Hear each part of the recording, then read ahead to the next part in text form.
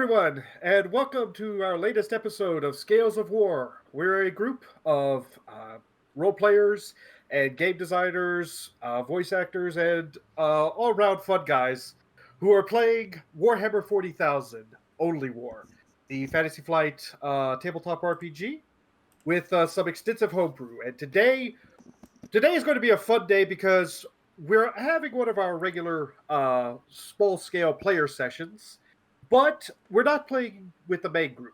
Instead, we're playing with our special armor group because, well, things happened last season and we decided we need to separate the armor into a separate campaign. But with that, I will go down the list and introduce everybody. And, well, the man of the hour in a lot of ways. Dan, would you like to introduce yourself?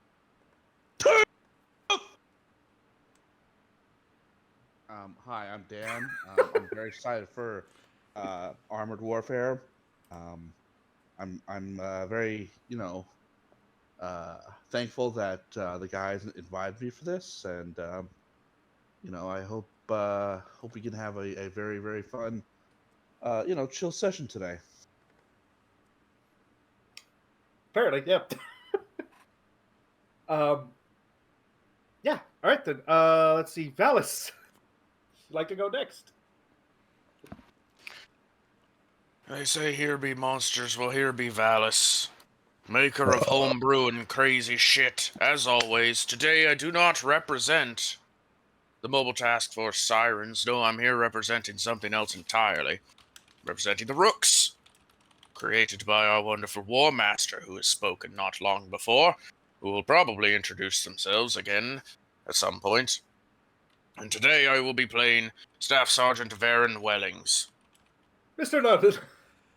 Hey, I'm Mr. Nunn. I'm the cameraman and editor for all of this, and I probably will be editing out the sounds from the soundboard. I'm playing the Einherjari in this one, kind of taking a couple from my hunter-killer group to supply the armor from me. And the Einherjari will be represented by, let's see, where is his name? Bondi Ivor Adelsteiningsson. So I'm really looking forward to this. And, yes, Esquire, sure. And I'm looking forward on leaning on Dan's expertise on tanks. I know nothing. He knows nothing, yet he also knows everything. It's a weird paradox. Last, but certainly not least, Rasp. Hi, I'm Rasp. I am architect of the world that we are fighting over. And today I will be representing Column Master Zurabeth Factor Fratai, who will be running a tank, but not one on treads. Yes. The brief explanation is Maldine built different, yo. Their flying vehicles have wings, like actual flapping wings. Their tanks have no treads. They have legs, and actually, I don't know. Have we described anything about underwater vehicles? I have not yet put thought into that, though I know there are some because I've described them being involved in one of the wars, one of the civil wars leading up to this conflict. Yeah. Yeah, we'll need to figure that out. Do they all have fishtails? Their spaceships are giant horseshoe crabs. Oh yeah, that's right. I forgot about that detail. Yeah, we have fun here. All right. So with that, oh yeah, I should also introduce myself. War Master here. My name is Platoon. I run everything, and yeah, all the enemies today. All right. With that, I don't think we have like any announcements or anything we need to get through. Just trying to remember. I was thinking there was something else here, but I'm sorry. It's been a long week. So, but yeah, I guess with that, let us begin. Actually, first we have our special rule.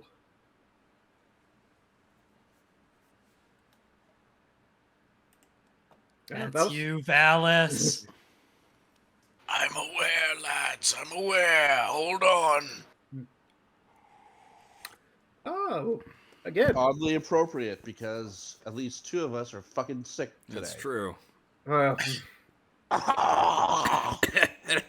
I've told you all many times, I have storyteller's dice. It's very true. We Yeah. definitely seen that a few times already. With this, we will begin today's session. And first things we need to do is set the scene. So, currently, our players are in the Untamed Heart. So, there are 3 sort of wild zones in the world of Mold Secundus. There are 3 wild zones in the mountains. That's a very Yeah. important distinction because everything outside of the mountains is also a wild zone. But there are in the mountains 3 wild zones. Mountains. So here, yeah. So originally, the Thrinos had sent off a detachment. They were following the major rail network, clearing out a raider camp, and basically just kind of ensuring things were secure. The Coloradicus had earlier plowed straight through, clearing out anything that was on the immediate path with the monorail in the system. And they had a few vague reports.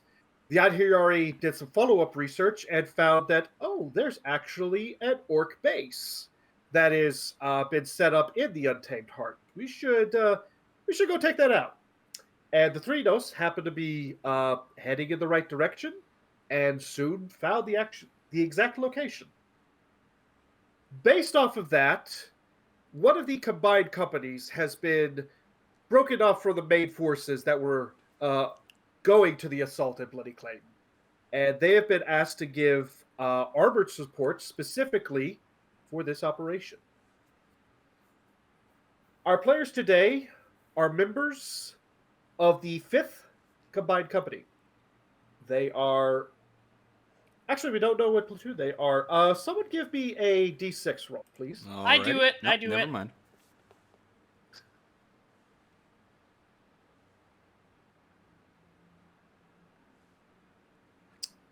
Second platoon. Very nice. All right. So they are made up of primarily a strong armored core. There's a lot of Lehman Russes in the group. There are the things the Maldine claim are tanks, sort of. I mean, they have tank guns, at least. And there's been a small detachment of the Rooks. They are heavily artillery-focused, but they're also very good at destroying things at range. So they have some tank destroyers. Or at least one tank destroyer in this case. So the night before, everyone is in camp. Well, night being a relative term on Mount Secundus because it's always sunny, which is actually a kind of problem here in this part of the Untamed Heart, in that, yes, there are mountains and there are great areas that are in the shade, but the sun is pretty exposed, and there will be several times on the way here where you had to basically run through scorching lands. However, you have made it this far. No reason to suspect you won't be able to make it further. So, with this, everyone is sort of parked in defensive positions, and they're essentially preparing for what they know is going to be the assault the next day. They are also waiting for further orders to be coming from their lieutenant, as he is currently in a meeting, trying to get the last intelligence before the assault. So, what would everyone like to do? Column Master Factor is reviewing the various munitions assigned to the various crawlers in her unit, and is also doing the same with any other regiment that will allow her to do so.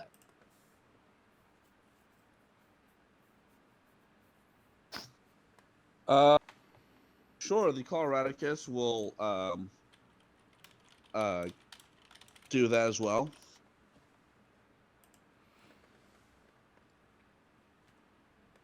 Also, specifically worth noting that Factor is an official Master of Ordnance within the Guard. So it's not all that odd for her to be reviewing another regiment's equipment.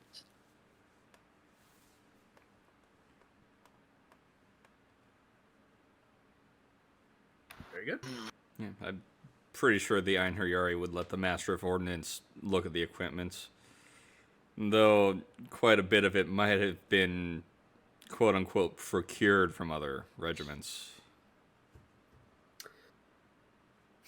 But this is our stuff, though. You can't have it. But I Procured from other regiments, but those were off-world. Don't worry about it. No, those are completely legitimate ordnance that you have all the correct paperwork for. Oh, nice. Okay. Yeah, clearly. I got the emblem of my people just sketched here on the side, you know. Clearly this is mine. It's drawn on with crayon. It's whiteboard marker. Clearly, in a good rain, it just washes right off. And if it was crayons, there's a high probability that at least one of our regiments would be chewing on the crayons. So, I've got this picture in my head that standing beside Basilisk, not quite standing, more like leaning back against it with a very nice looking hat that's been tilted forward, kind of covering the face. There is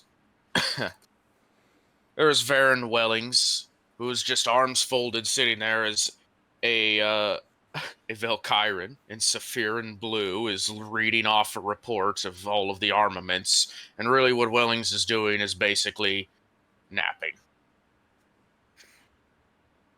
I think that at this point is when Factor walks up to the Rook tanks. And there's a bit of a bark from Factor. Staff Sergeant Wellings, I trust your vehicles are in good working order. And it'll be like a little hop to standing, sort of. You know, that kind of, yes, I'm awake, I assure you, kind of maneuver. Just give a little bit of an idea of what Factor looks like. Picture a bird of prey with kind of ruffled head feathers, and you're in the right direction. Very sharp hooked nose, golden eyes, spiky yellow hair. Very much has a bird of prey look about her. Also has the Aquila tattooed above one eye. Specifically the Maldine black Aquila. God, I really hope she meets the snakes. Thank you for the pity laugh. And then I think what the occurrence is, obviously we get this jump to semi-attention. Yes, I assure you, I'm awake. And he glances to the Valkyran aide. He goes, repeat that last line. And there's like that moment where they like look down at what is effectively the clipboard in this scenario. It reflects in their veil a little bit with the way the light works and plays off of it. And they look back up and they're like, and 10 gallons of water. It seems everything's in order, Column Master.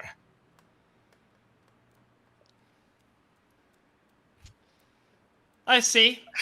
And then she kind of looks to the Valkyran aide. Please have a copy of that sent to my datapad. And then just kind of stalks off. Tried to think if there was a response. I don't think the Valkyran's going to respond to that, but yeah, it will happen, certainly. I will also say, just for hand waving effect, and because it's lore we made up way back in the day, so screw it, why not? Most of the data pads, if they're not like the single use kind, they will have the built-in transfer features. Mm-hmm. The Perilous special. Particularly since this is Mald Secundus. Oh, yeah. If you didn't come here with the good shit, you've got the good shit now. Especially yes, Einherjari took it to heart. Yeah, no, we've taken everything we can by this point.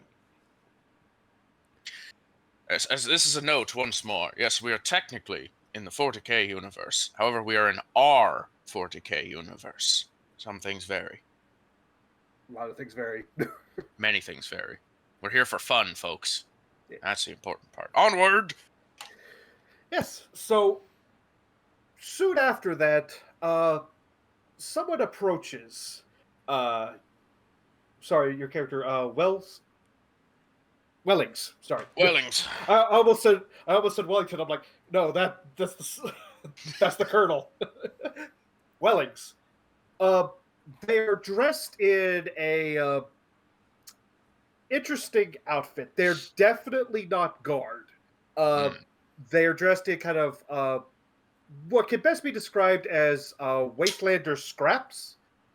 There's a lot of like protective gear. Their face is currently covered in a mask that seems to have really deep black lenses that are good for reflecting and keeping out light. And they approach you. They say, "Excuse me, sir. Do you have a moment?"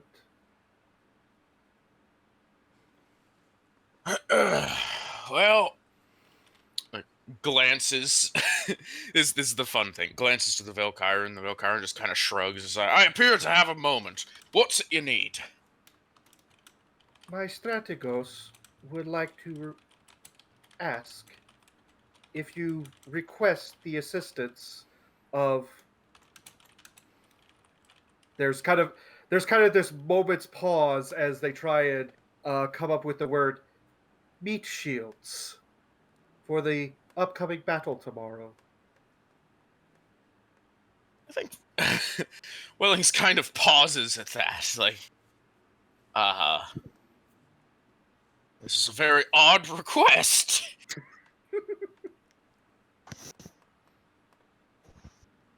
Well, in efforts to not sour any relations, I will not say no.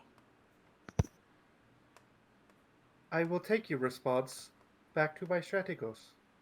Thank you. And then there's kind of like, they don't really bow, it's more like leaning forward slightly, and then they walk off to find the next victim, who is probably going to be our Master of Ordnance. Pardon me. There's as he's walking off, he just looks at the Valkyrie. You ever seen anything like that before? Just another shrug and silence returns. I think that this is very much a site that has Zurabeth just very quickly draw her las pistol. Oh yeah, no, you would instantly recognize. Oh, this. They're not giving like any intentions of hostility. They don't even seem to have weapons on them. But they look yeah, look like a rail bandit. Oh yeah. No, this guy's definitely. They're on a list somewhere. You could look up their felony record. Oh yeah. He's the 12th most wanted man in the Untamed Heart. Like these aren't even proper wastelanders because we're in the Untamed Heart, not the desert. Like, this is a just rail bandit, and while the wastelanders you have to have a little bit of patience with, it's taking restraint not to just shoot this person on the spot. they will approach you as well and ask the same question. Do you require any... Again, there's this kind of pause, and then meat shields for the upcoming battle.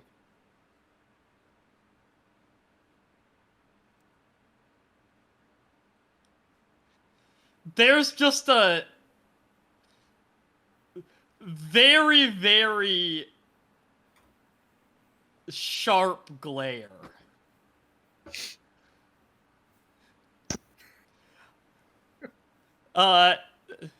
Roll a d50 right now.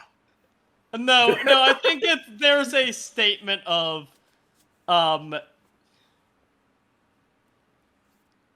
if you would like to die for the Emperor, be my guest. There's just kind of moments pause as your words are being processed, and then, thank you. I shall inform them of your response. And then they just walk off. Eventually they will come across the Einherjari and the Colorado. We'll start with the Einherjari. Same question. I gotta think of a response now. Give me a second. Also, if anybody would like to make like a... oh, gosh. You can scrutiny or awareness. They'll give you 2 different bits of information. Can I roll, I guess, awareness to see if I saw Factor's response to these people? Yes, you may. Just flat, I guess. Yeah, actually, I'll give you like a plus 30 for this. This is like out in the open, really easy to detect. Okay, I'll say this. You didn't hear what they said, but it's real close roll for that. So you could definitely tell that there was tension, but it was I also... feel like even on that roll, you saw a gun drawn. Yeah, Okay. you saw it. Yeah, you saw a pistol was drawn, but there was no apparent hostility from the other person. And then they basically they seemed to say something or ask something, and then they just walked off. Fair And they're enough. coming in your direction now. Okay. All right. Well, I will Yeah, roll a go ahead. scrutiny. I want I to see. actually think that Zerabeth is on her way over to the Coloradicus as well. Or I guess Coloradicus, not Einherjari, because the person is going towards the Einherjari. Zerabeth's going towards the Coloradicus. Scrutiny. Okay. Wait 1 sec.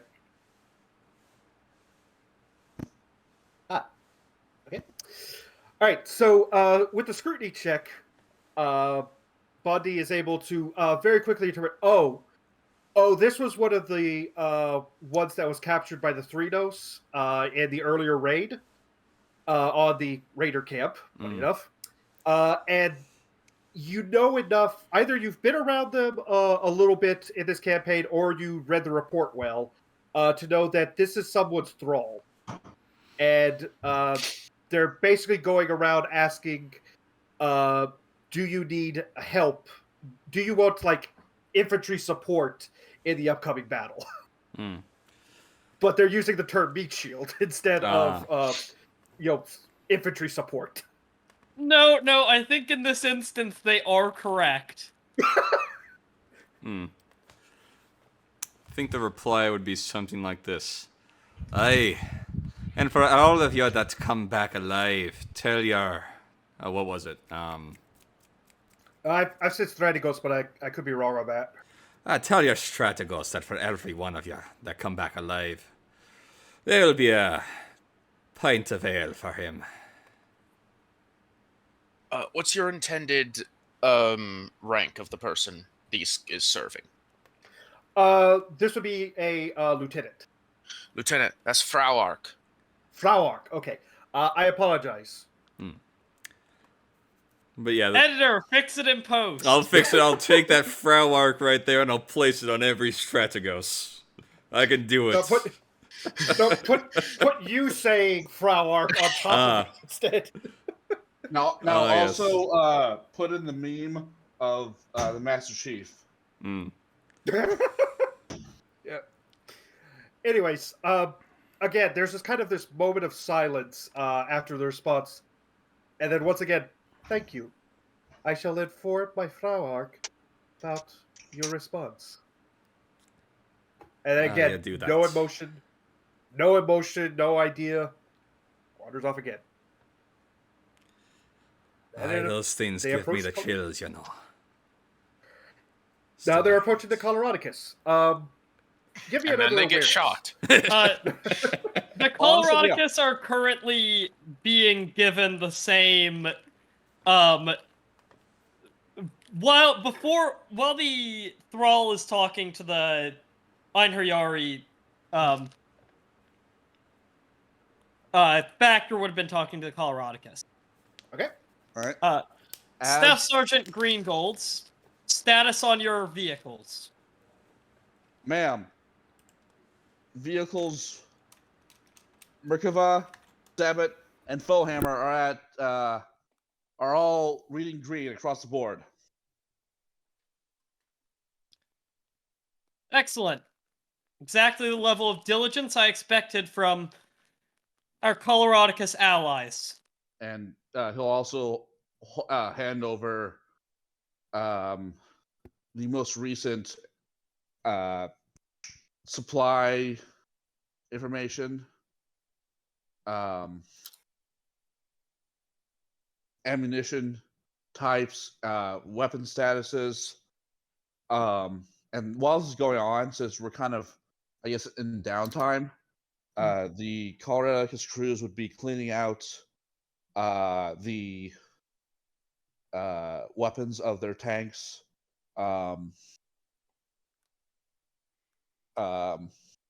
performing maintenance on the engines, examining the hulls to make sure that they are still good to go, all that stuff. I have a question, Paul. Yes. Are we like parked under any sort of natural shade? Have we set up like shelters to be underneath, or are we just out in the sun? So right now, basically, there's a log escarpment that everyone is basically taking shade under. There are some tents that people have set up, but because you guys with the combined company at least are mostly vehicle, a lot have like lean-tos against their vehicles, or they're sleeping in the vehicles themselves. But yeah, you guys are in natural shade at the moment, and pretty far in as well. That being said, if you like kind of look out, you can definitely see the bright light, kind of off, not too far away. Okay. Maybe a few hundred meters.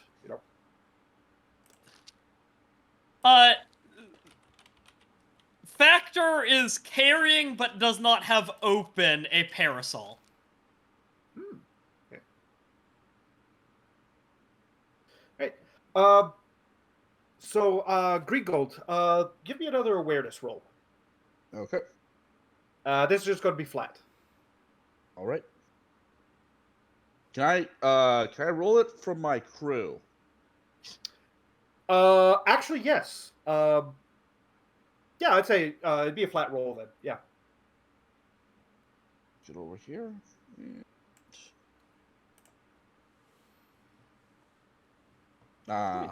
Okay. So, what happens in this case? Then the thrall approaches again, looks to the column master, kind of silence for a moment, like the cogs are turning in its head, and then kind of just turns to you and says, "Excuse me, do you have a moment?" And then, unfortunately, you hear the voice behind you, "God damn it, we don't... God, Emperor, damn it, we don't want any help. Get out of here." Accurate. And then, and you would recognize that instantly as the voice of lieutenant, who is a fellow Coloradicus. Also, I'd like to imagine like the sound of 5 combat shotguns like loading around into their chamber, echo across the field, just like in unison, just like Yeah, you just have all Lieutenant's the mad, Coloradicus. everybody arm. Everyone is, cleaning, and then just simultaneously you just hear squeak, squeak, squeak, squeak, squeak, squeak, squeak, squeak. Yep. There's a respectful gesture towards the lieutenant, though not a full salute because we're a bit too open for that. Mhm. And a just sort of hiss of bandit scum. So the thrall will just kind of take a moment again. No, see. Thank you. I will take your response. Goddamn, just get out! Oh yeah, then and it the leaves. bandit scum is fully in front of this thrall. Oh yeah, no, it registered As your though response it and will can take it care. back. It registered your response and it will take it back to its friend. So with that, Lieutenant, standing arms kind of behind his back. Well, assemble the staff sergeants. Assemble the crews. We have our orders for tomorrow. As everyone kind of gathers around kind of the central point between everyone's vehicle. So, second platoon. We've been given our orders for what we will be doing in the assault tomorrow on the Orc base.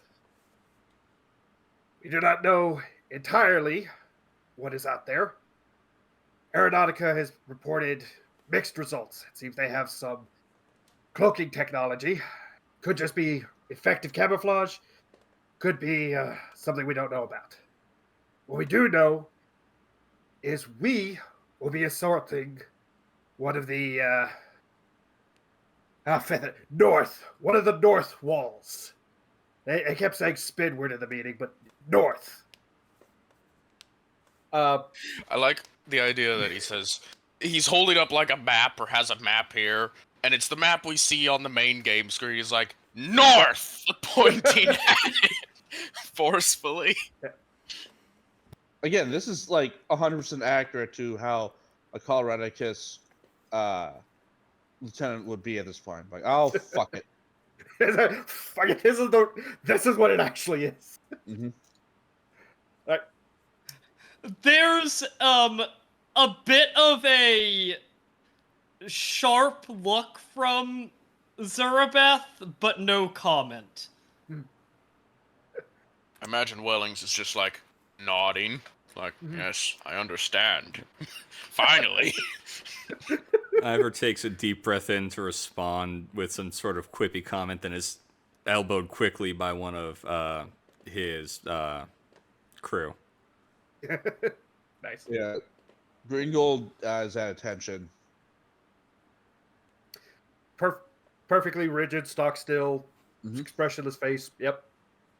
And, like, Zurabeth is also at attention, but you can just tell that she wanted to say something back to the lieutenant getting the direction wrong.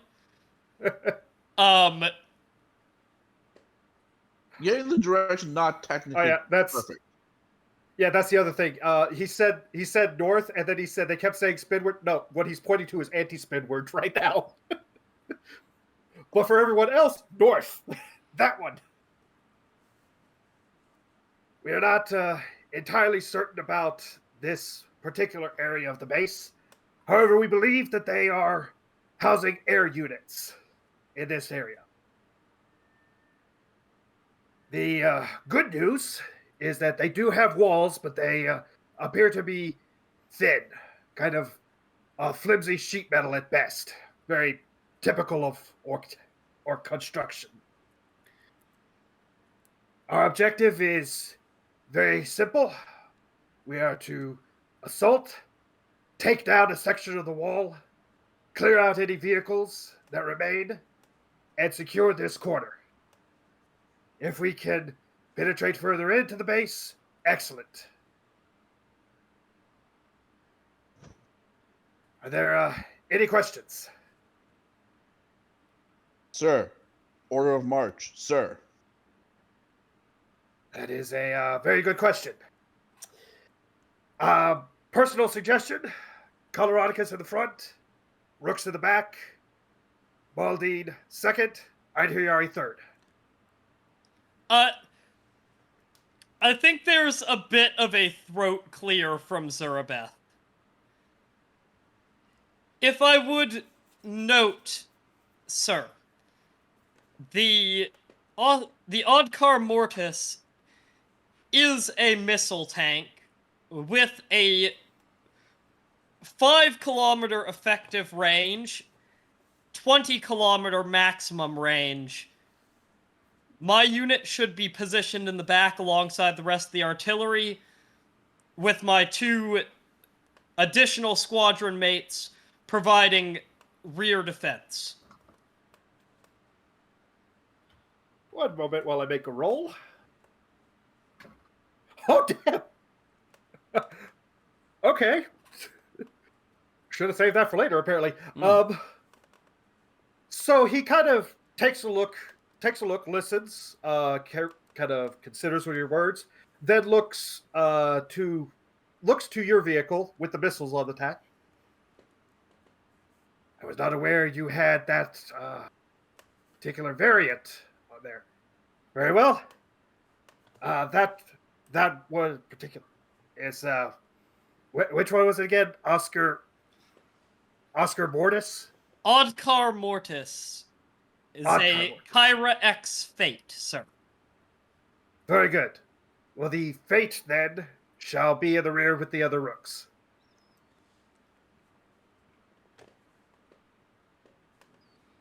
And the other aspect of her proposal was that the 2 battle tanks would be at the back as well, just in case they were ambushed from the rear. Just so that it's not just artillery back there if something were to go wrong. Yeah. Is there any other, I guess, battle tanks that can be deployed, forward? I mean, the Einherjari. Yeah, I'm very happy with being deployed forward. With a 1, I would say that the lieutenant is able to figure out the best tactical way to deploy these. Yeah. And I'm not going to say anything because I don't want to be disrespectful to my lieutenant. So yeah, that was kind of his general thought was for marching order. Originally, it was like basically marching order of how we get there because it's still a few miles or a few kilometers off. But once in position, yes, the Rook Basilisks as well as the Kyra Fate will be in the rear with a couple of others to support, perhaps the Maldine. And then it would be first one would probably actually be the Rook's tank destroyer. The Lehman Russ destroyer would probably be up front as the first heavy hitter, followed and flanked by Coloradicus and Einherjari. And then basically he will describe kind of the best approach is that there's a corner where there is appears to be a large gate. Objective. Oh yeah. Also, there's a possibility of guns being mounted on the front. So objective would be take out any defenses along the front, then punch a hole through the gate and drive on in, taking out anything that would be inside.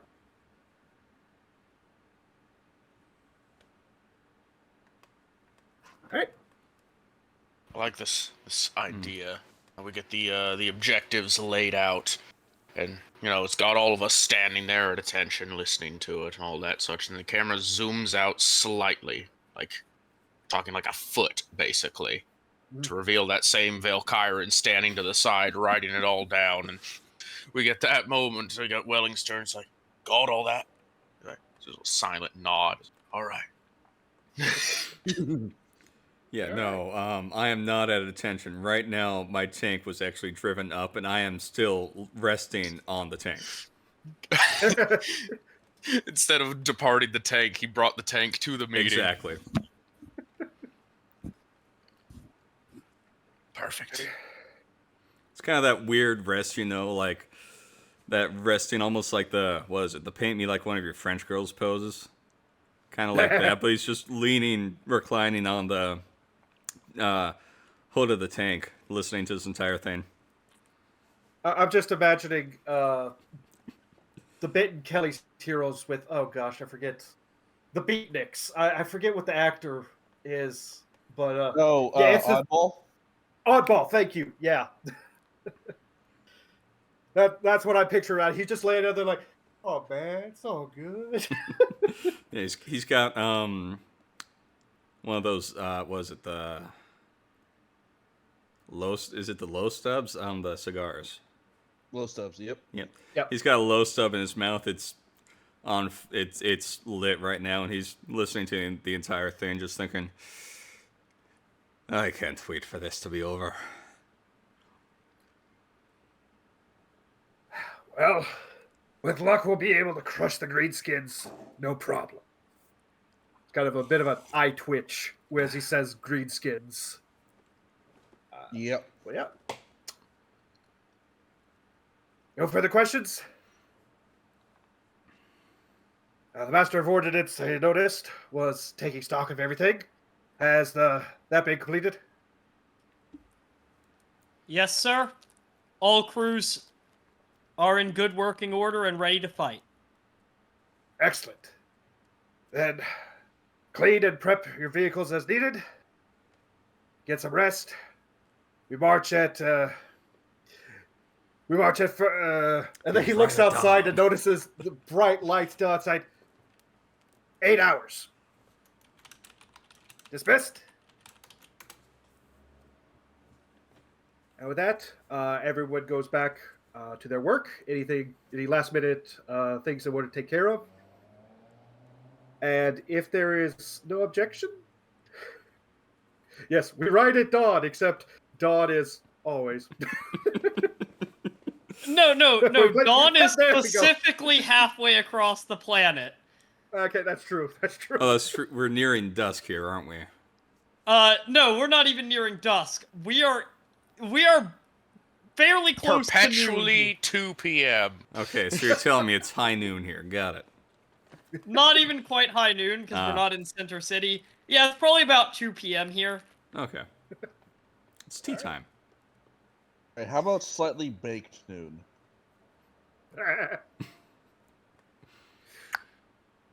All right. With this, it is the next day.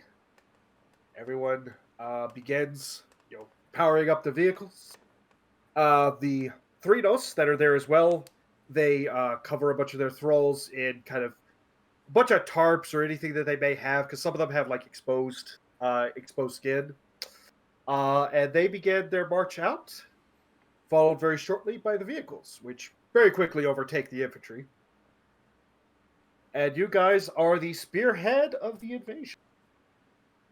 As the rest of the combined company marches out, I should say drives out, there's a particular point where the shade ends and it becomes a flat, relatively at least, flat open plain in direct sunlight. The vehicles kind of start... The Maldine are well buttoned up by that point. Oh, yeah. Or the Coloradicus.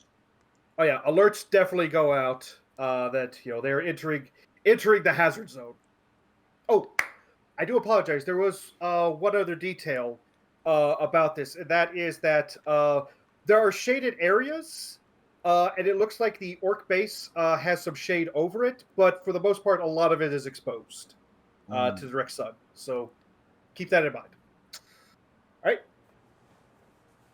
And as you guys are progressing, as you get about 5 kilometers away from your intended target, vehicles start kind of breaking off from the main group and kind of going off in different directions, some to the left, some to the right, as the different ones kind of light up where they're supposed to.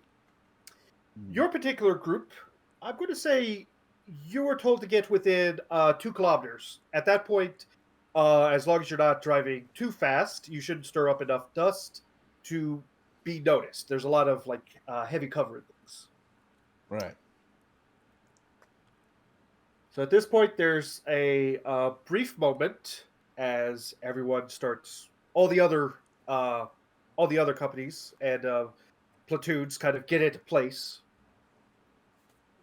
And then the time comes to advance.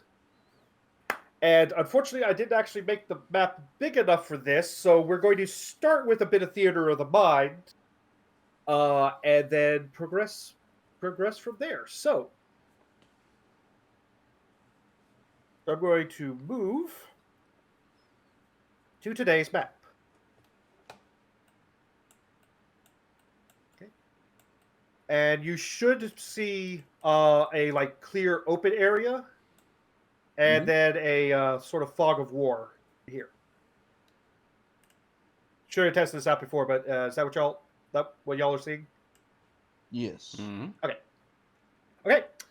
Now the one thing we haven't done yet is get the tokens arranged where everyone's going to go. So, everyone has control of their tokens as well? Yep. Yes.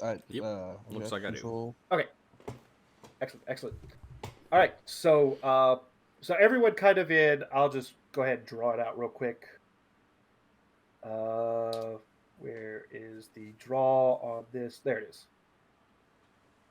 So everyone's sort of in this. Yep.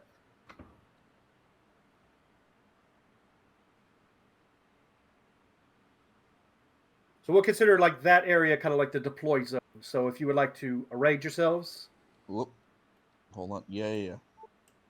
There you go.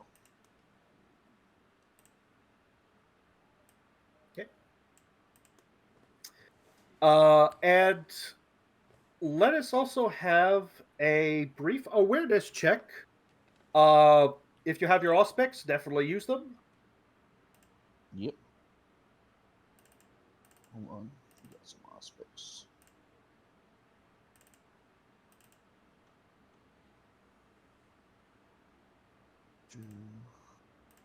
Yeah. All right. Okay. Aspects is what, plus 10? Plus 20. Plus 20. There we go. All right. Failure. Master failure. Success. Okay. That's good enough. All right. Okay. So, Zurabeth, Zeka, and the Oddcar Mortis crew, you are able to kind of take a quick look at the area kind of up in front. And what you can tell is that, yes, there is at least one large gun that you can see, which is positioned at the corner here. Let's see, there were enough successes from the Coloradicus. Coloradicus were able to get enough successes. So you're able to determine that there are 2 Death Dreads out in front, which appear to be guarding the gate that y'all are approaching. And there's another Death Dread off to the side. It appears to be stomping back and forth, kind of like it's on a patrol, almost. Behind a big wall of corrugated sheet metal, you don't really know what's behind there, but you can definitely tell that there's some big stuff. Looks like they've kind of set up maybe a couple of buildings. There's like a couple of towers. And at this point, let's see, we'll put okay. At this point, the next question is, how would you like to approach this? I mean, obviously, we charge straight in, guns blazing, right? I'm all for that. Right. I'd like to line up a shot on the wall on the turret defense with my missiles just to pop it off the wall as the others begin their charge. Okay. Let's see. Way Was we being will resolve. facetious. So yeah, let's line up our shots. Is there a shaded area around here? So where you guys are at the moment, before you've kind of entered the battle and start the charge, is shaded. Okay. Unfortunately, between there and the front gate appears to be pretty much a clear open area. Figured. All right. So this is what I'm gonna do. The Impaler is going to deploy its camo nets. Okay. And act as its long-range sniper role. Okay. As is the Vanquisher, and the Lehman Russ will, since it can shoot in the move, will move forward. Okay. Not sure what everyone else is going to do. Oh, yeah. Right. So do keep in mind you're starting out at 2 kilometers away. So what if you're saying is I'm starting in short range. Is it? Oh yeah, Yeah. 2 kilometers would be short range for you because it's less than half. Yeah. But yeah, for anybody else who's got the longer range armament, keep in mind that you are still outside of normal range. That's fine. You fool. You ought to ignoramus. There is no such thing as long range to a rook. That's very true. You The longer aren't the range, quite the in better. short yet, though. Everything is Almost, yeah. standard until it is short. That's Yeah. such a fun talent. So, I actually do need to make a roll. That's just a general roll real quick for the enemies. Okay.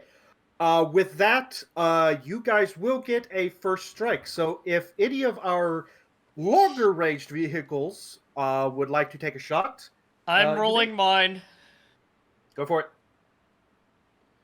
Any additional bonuses for being a surprise round? In this case, no. I was going to say you do get a full aim. I did give a full aim. Yes. Yep. Okay, 6 successes. Roll damage.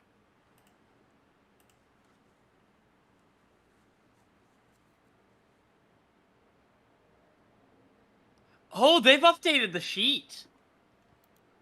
They have? Did? What do I? Oh, Yeah, if you roll damage, it says DOS. Oh, that might be for stuff. hey, 37, pin 14, and roll for that Righteous Fury.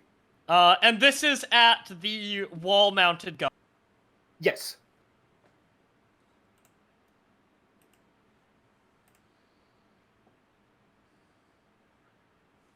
Which Alright. is...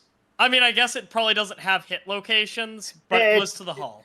Yeah, it's basically imagine an Earthshaker cannon on a basilisk, and it's literally just the gun. There is a Gretchen that's sitting in the back, but there's no hit location on this. It's just hit.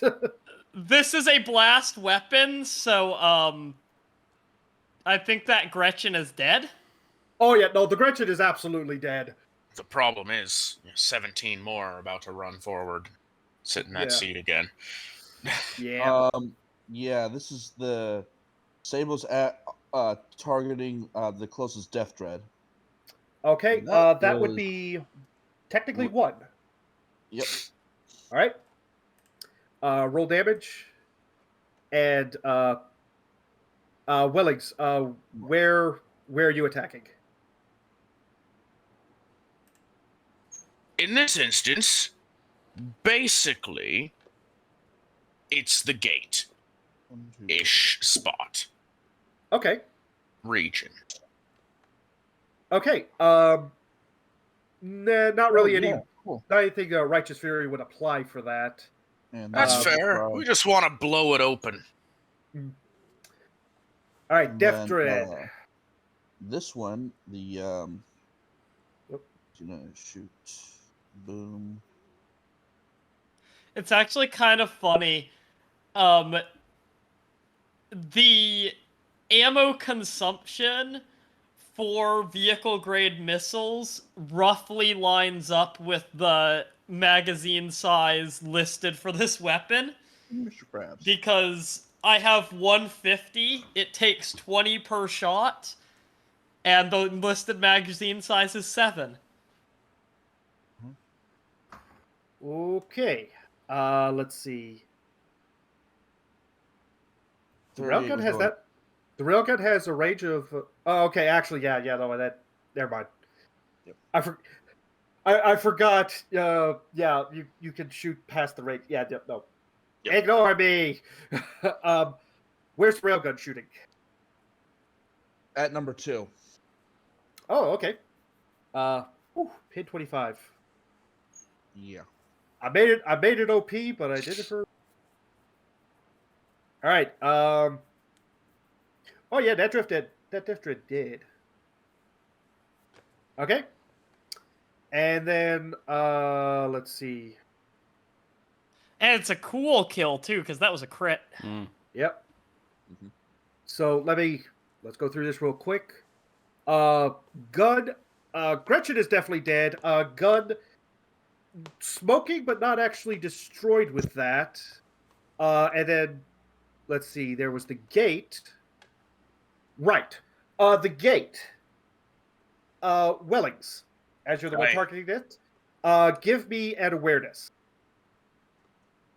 Oh, Basically, God, what can I see out there? You're looking through the binoculars right now. How was our damage? By the way, shortly before the Cool. shot is fired, Zurabeth turns to her loader and says, Tragus Killers, which is the name for the Maldine anti-armor missile. Mm-hmm. All right. So what you see is that the gate took a direct hit, and despite being flimsy, big, what you think is at least flimsy sheet metal, didn't seem to really do anything to it. What color is this gate painted? Oh, it's painted green. Ah, yes. Green. The best color, The best color. which means it's really fucking Alright. tough. Yep. I've got another basilisk. All right. So with this, I will say all vehicles are now within 1 kilometer range, and we will do the thing we should. And that is everyone roll initiative.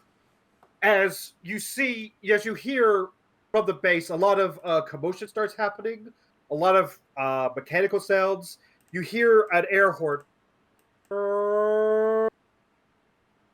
which anyone who's in the front line can actually see is literally just a Gretchen standing on the top of a flagpole with a horn just going. Ah, glorious. And The there we go. turkey. Okay. Go away with that. And then we have Dread. Actually, we'll do Death Dread one. And then where's the sheet? There you are. Initiative. Ooh. All right. Hey, Oh dear. Okay. No. Bad Death Dread. Bad. Don't worry. You're the Why player character. You get to go for first. do all of the Rook tokens have separate initiative? They're all in the same. Don't worry about it. All right. Let's see. Thrift 4, Ivor's Hellhound, Odker Morticus, Russ, Velker 21. Okay. So we will sort. They get dropped down to 12 point. Actually, just to 12, I think will be fine. And. Oh, wait, we've got two rooks there. Okay. Okay. Sort descending. Okay, then we are now in initiative.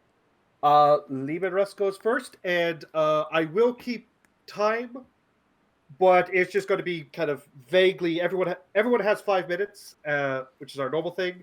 I'm not going to like put it up or anything, and it's not going to be 100% strict. Mhm. But yeah, All right. where's the clock? There it is. Sorry, new phone. Still get used to this. You Hmm. may begin. Okay. Lumerus is gonna move forward, evasively. So, I'll say. bah. I'll say at this point, everybody's position now on the map is true position. So I will delete this. And basically, you're starting. You're kind of starting at that point. That's fine. Okay. All right. Um, So. the Oh yeah. Impaler Also. and the Vanquisher are standing still, Okay. kind of in cover if they can. Uh, unfortunately, this is very If they flat. can. Yes. There's not really cover to take, but if they've got like camouflage or that sort of thing, it's absolutely Yeah, useful. I guess concealment more than Yeah. cover. And let me see here. This time was 4 roughly. That's about okay. So it's like 1600.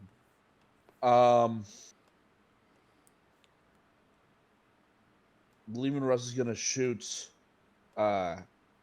basically, at the gate. I'm just gonna say that the gate is size big. Yeah, no, it's massive. Oh, I forgot to ask about size bonus on that gun. Oh, actually, sorry. It would be monument. The gate size would be monumental. Yeah. I mean, it's a big giant gate to get a lot You're of not vehicles. missing the gate. Yeah, no.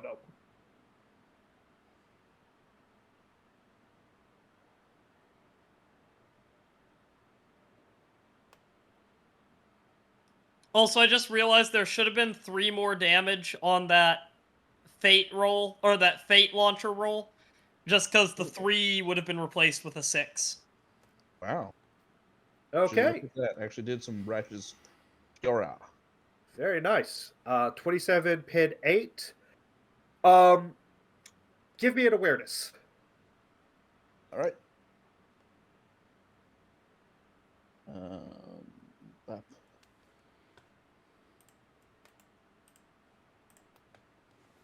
I'm gonna put the auger stuff. So yeah. Yeah.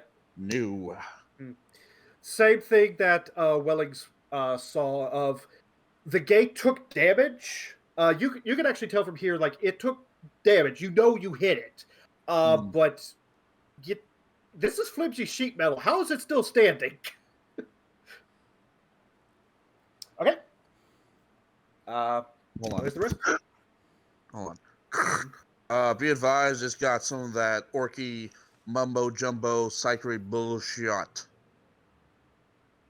And then the Impaler, the Vanquisher, are going to focus on the Vanquisher is gonna focus on the Death Dread, and the Impaler's gonna shift targets to the big gun. Okay. So what, pray tell, or you know what, whatever. Do this. Plus 20 because accurate. There we go. And we got And sorry, I should be paying better attention, but where was the Vanquisher attacking again? into the Death Dread. Okay. Excellent. Dread is down. Cool. And then the Impaler's gonna shoot into the gun. Okay. How big is that gun?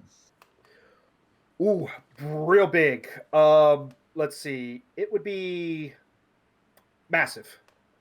Okay.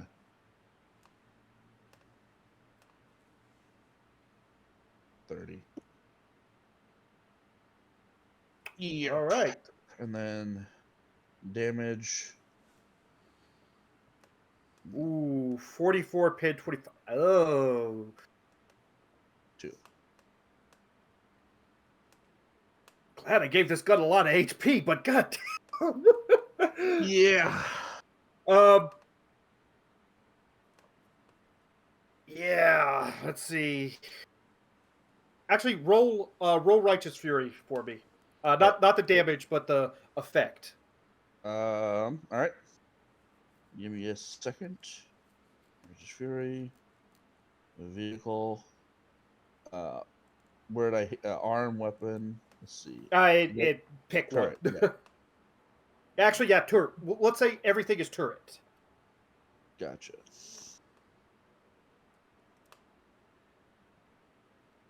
$1d5 or 1d10? 1d5. Gotcha. That is 5 minutes. 2. What is it? It's that is my turn, by the way. Yes. Okay, excellent. What is a 2 damage? Combat vehicle. And everything is turret, you said? Yeah, we're going to count everything as a turret for the gun. A heavy blow knocks the turret aside, but it is not immediately apparent how much damage the gun has taken. The crew cannot risk firing the weapon until they have made sure that the shell won't explode in the barrel or that the weapon's power system wonon't overload. Treat the weapon as if it's jammed. I mean, these are Okay. orcs. They're just going to try. Well, Yeah, but them orcs be like ooga booga. yeah. That's fair. All right. Speaking Even the of, orcs aren't that silly crazy. so what you see is, for those of you who are close enough, is there is indeed a swarm of Gretchen. If anyone sees close enough, there's basically a bunch of Gretchen just pounding it with their fists. It looks like, and the gun is smoking right now. They have effectively lost one action, but they will still get their shot. So which one is it? One moment, I need to find which vehicle I put the gun on. There it is. Okay. So, it is aiming for the closest thing, which would be the Coloradicus Lieben Russ. Mm-hmm. Uh, I am the equivalent of sprinting, which means it has a -20 to hit. let's see. What is the distance for that? Is 400 Times 4. Times 4. Oh, I thought we were still 2 kilometers away. Oh no! At this point, you're up in the range. Oh, okay. Yes. Ranges are now accurate. Okay. Yeah. Let's see. So 400. That is actually not short range. All right. They do not get A because weapon jam. It is a standard shot. Wait. I did that wrong. That should be 8. All right. Hold on. Yep. Let me just go to hammer because I have something here. Let's see. Vehicle is massive. so... Yeah. All right. Do you have something? Yeah, I've got crack maneuvering. Go ahead and roll to hit. Oh, okay. Okay. Yeah, I know what you're doing. All right. All right. Okay, I'll use crack maneuvering, Very good. which is a let's see, it operates. Oh, hold on. Where's operate? Yeah. Okay. So hard. Darn. Okay. Ooh. All right. Let's just see if I'm doing this right. As long as it's if he succeeds. Oh yeah, it wouldn't have mattered anyhow. I think you're still hitting my front-ish. Yes. Okay, Oh no, yeah, no, I'm hitting the front. There's no question about that. Mhm. All right, damage with this weapon. Let's see how they do. Well, it's not great. Okay, so that definitely goes through for, let's see.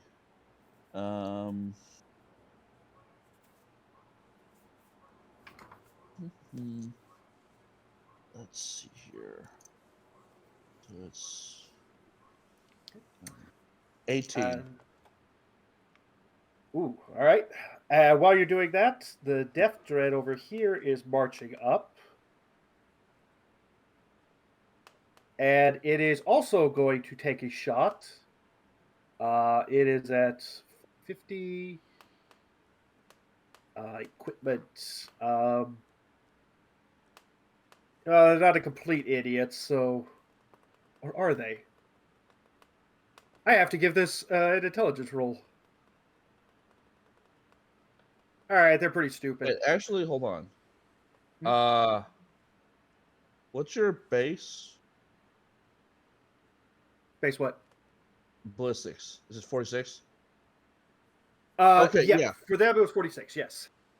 Okay, because okay, you would have just hit me because the minus 20 for like speed. Okay. But I you forgot. still would have just hit me. Yeah. It would have been 56 on it, or 50, yeah. Alright, semi-auto, standard range, massive 30, Minus 20. 20. Minus 20. Oh, right. Yeah. So, this right? Okay, yeah, actually that is true. This one. Okay. Oh, wow. Okay. Diff good. That does not go through. Yeah, I didn't think so. All right. There's a bunch of shifting in the background, and the last thing that happens, secret roll.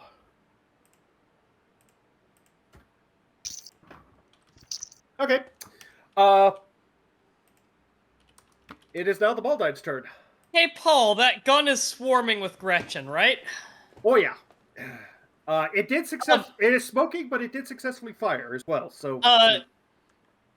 Yeah, Zerabeth turns to her loader and says, "Field burner." Ooh. All right. Oh yeah, they hit. And here goes damage.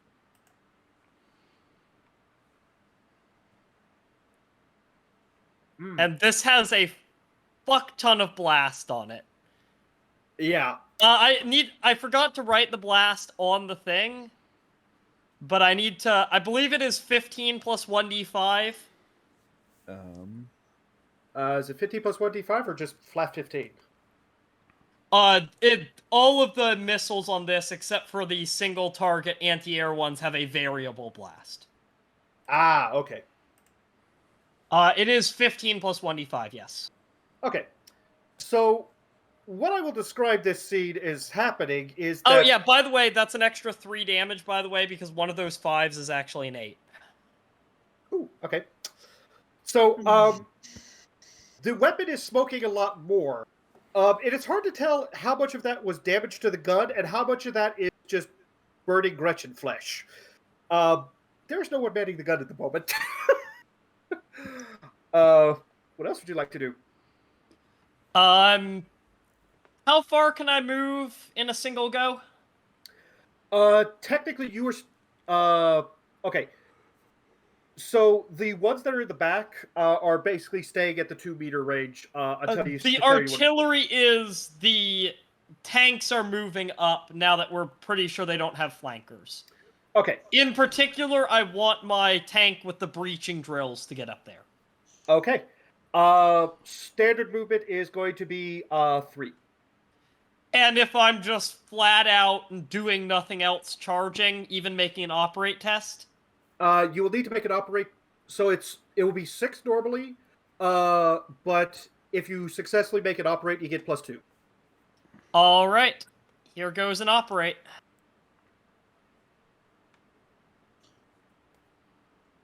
I am going to push Ooh. that. Yeah. Oh, also, don't forget, you guys are staff sergeants in this one right now, so you do have fate. Righto, righto. That push is a success, however.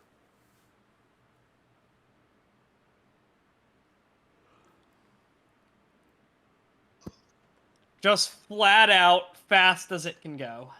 Mhm. The Mibfra is still holding back with the artillery. But Okay. we've got walls that need to be breached. The breaching drill is moving up. All right. Anything else your turn?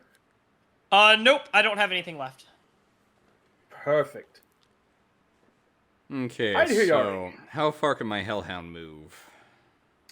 It's going to be the same thing. So Hellhounded, all vehicles basically, will be able to move 3 for an action. Okay. 2 actions will be 6. If you make Okay. a successful operate, you can get 8.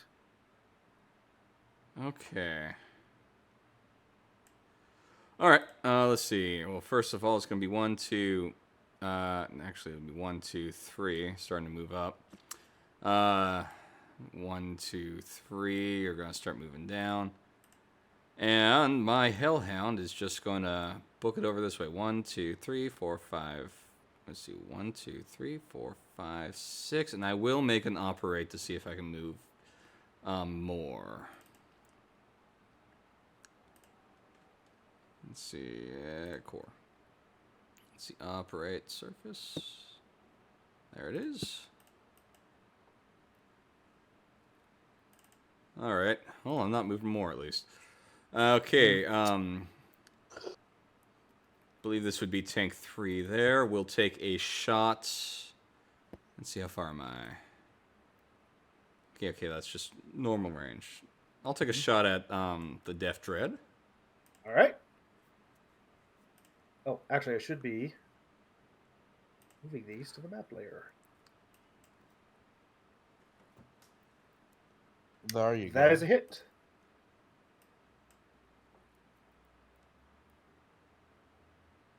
All right, that does damage. Okay. And then, Such creative tank names. yes, thank you. I didn't have time to come up with them. Plus, they're all technically stolen anyway, so I didn't think I needed to come up with any. And then my second tank is going to take a shot at the gun's currently not manned, right? It is not manned, and it is smoking heavily. I'm going to take a shot at the door. You don't know if it's destroyed, but... I'm going to take a shot at the gates. Okay. Let's see, you said it was monumental? Yes. How much of a size bonus is that again? Plus 40, I want to say, off the top of my head. Yes. Okay. Might be more.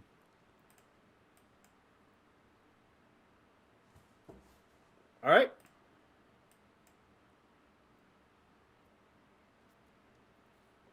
All right. Would you kindly make an What is awareness roll? Why is that 20, but that one's... Hold on. Did Yeah, I mess that's something up on my Actually, sheet? Yeah. Yeah, that shouldn't be 20, should it? Yeah, no, that's Yeah. That should that's be a 10. standard battle cannon. Battle cannon's 20? No, it's No, 10. no, I'm saying, 10. I'm saying a standard battle cannon should not have pin 20. Sorry. No, that's what I was thinking. I don't know why it was 20 on my sheet. I must have... Battle missed cannon that. is pin 8. Is it pin 8? Oh, yeah, that's right. It's 10-8. Well then, thank you for letting me know. sorry. Yeah. I will get that fixed on my sheets. If that tank would like to make an awareness, That tank would like to make an awareness, or at least that was tank 2? Yep. Or the tank crew, I should say, will make the awareness. yeah. Okay. Yeah, you are doing damage to the door, to the gate. But you are doing it at a lesser amount. The Coloradicus did just mention that there's basically green skin chicanery happening. Yeah, confirmed. But you are doing damage to it. It is defeatable. It's just shockingly tough. Okay. Well, that is my turn. I gotta remind myself, so this would just be All right. 5. All right. Rooks. Can I get a quick recap of the situation as it appears? All right. So there is a smoking gun. Mm-hmm. It is most likely destroyed. A flaming gun. Yeah, a smoking flaming gun could Now be that you destroyed. them. May still be operational, but there's nothing around to man the gun right now. Okay, I'm gonna have to use them. There are. Okay. There are 2 Death Dreads that have been taken out. A lot of shots fired at the gate. Seems to be doing some damage, but seems to be a lot tougher than was expected. And then there's the other Death Dread off to the side that is marching its way forward, but it has taken a big hit. Okay. Can I... This is a compound, yeah? Essentially, yes. Can I full auto the artillery? No. This is an interesting question, because what I'm about to ask is, can I perform saturation fire? Yes, but the way you'd be doing that is basically taking 2 actions as just flat attack rolls. Okay. I mean, so yeah, since we do that, yeah, you can. I'd like to rolling no end. thunder the inside of this compound. You can. Okay. I will say, make first a logic. Well, I was going to say like logic. If you're trying to go for inside of it, you have to get your target lined up. Right. You can also possibly identify like, hey, that looks building, possibly, if that is what it is. Could I just do like int instead of logic?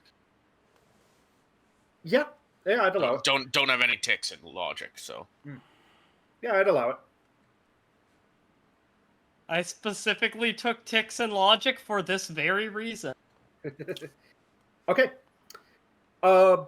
Again, big walls, can't quite see like what's behind it, but you definitely can tell like in this general area, there appears to be a pretty tall building.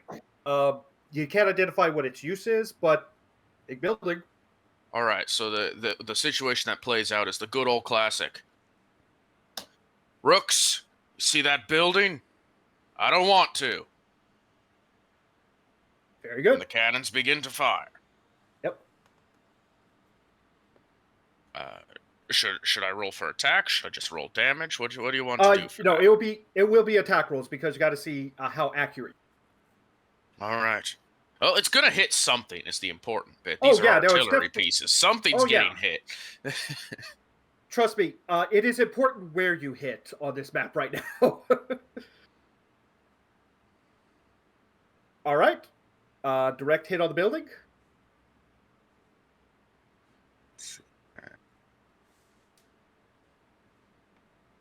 Oh, my bad. We're being like short range right now. We're only a kilometer No. away. No, you guys are still in the back, so you're still 2 kilometers away. Unless you want to move forward. Ah, okay, that's fair. I will Distances say- be kind of funny. Oh, actually, yeah. Yeah, actually, with this also, from where you are, let's assume that you guys actually did move up. Yeah, that's still 1,500. 1500 is short. It's a 3500 short. range weapon. Yeah. Okay. For the sake of expediency, we'll say that you guys have moved up. So yes, you were in short range. Okay. Yeah. All right. Roll on the scatter table. How fun.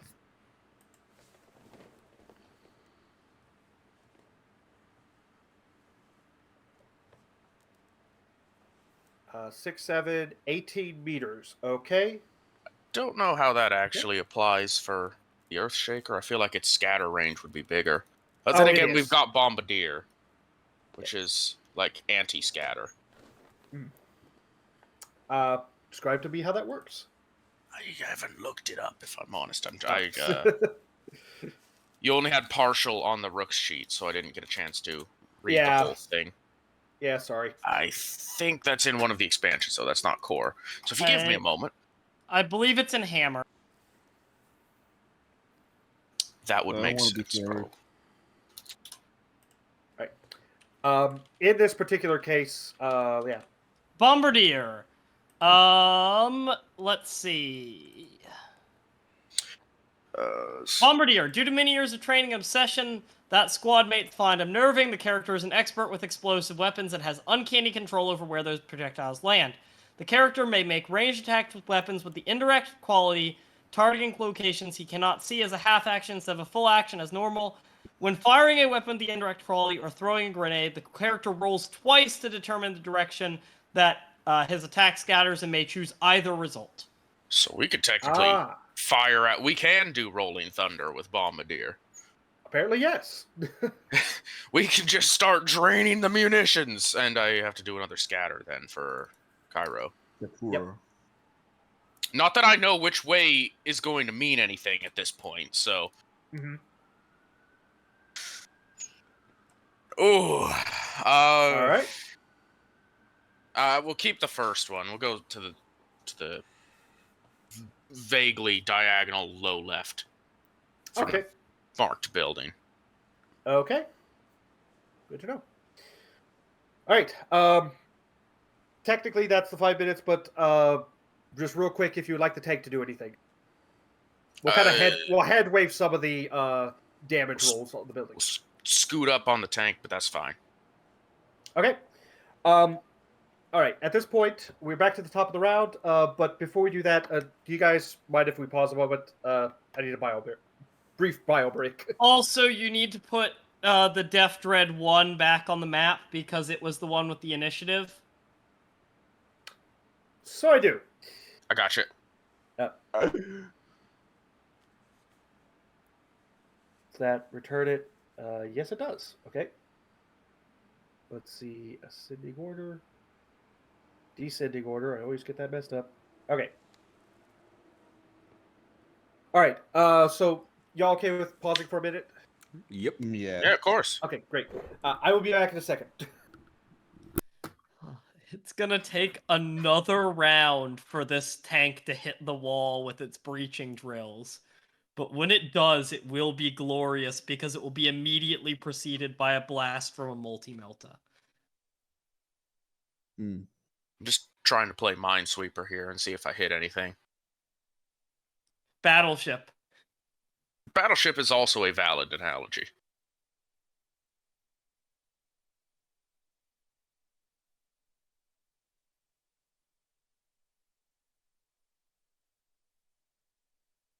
I'm playing Rockets Go Whoosh. Yeah.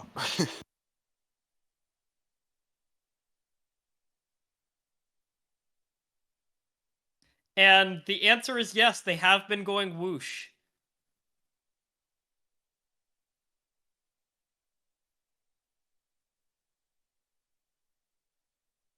And the grots have been screaming as they burn. Wonderful sound, truly. Means we're doing a good job. Also, I'm not sure if y'all saw my message in the chat, but I was reading something the other day, and they talked about a magazine explosion in a vehicle that was firing solid tungsten railgun rounds, and I was like, no, that's not how that works. Mm-mm. That magazine is not going to explode. Something could perhaps knock the round off course and explode the barrel, but the magazine... The capacitors could explode, the barrel could explode because of misalignment, but the magazine is not going to explode when it's firing solid tungsten rounds. These are literally just chunks of metal. That's it. There's no propellant contained. It's metal. You're firing pretty well a giant nail out of a nail gun. All right, I'm back. Were you here to hear my frustration? Only the tail end of it. What happened? I was reading something the other day, and it described a magazine explosion from a vehicle that only had a railgun firing solid tungsten projectiles. And we were talking about there are certainly parts of that mechanism that can explode. Capacitors, you can have a misaligned barrel that causes a catastrophic failure. But the magazine is not going to explode, because that is literally just storing lumps of metal. Mm-hmm. Right, Metal lump. Okay. We are back to the top of the round. Coloradicus, they begin. All right. Coloradicus. Merkava is going to make a beeline this way, and it's going to fire. Actually, let me just move this so I can actually point stuff. Yeah. It's going to fire its las cannon at the big gun, and its battle cannon at the death tread down there. So. All right. I'm going to do.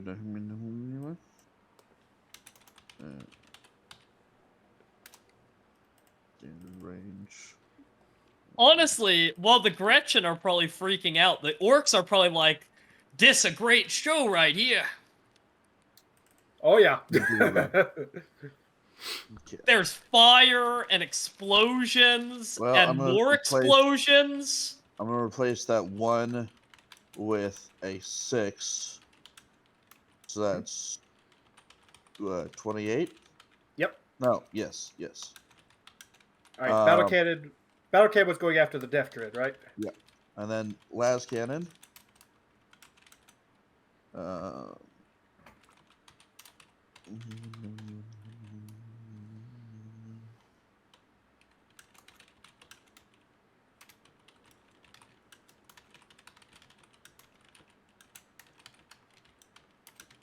Cool. Okay, there we go. Yep. That. Okay.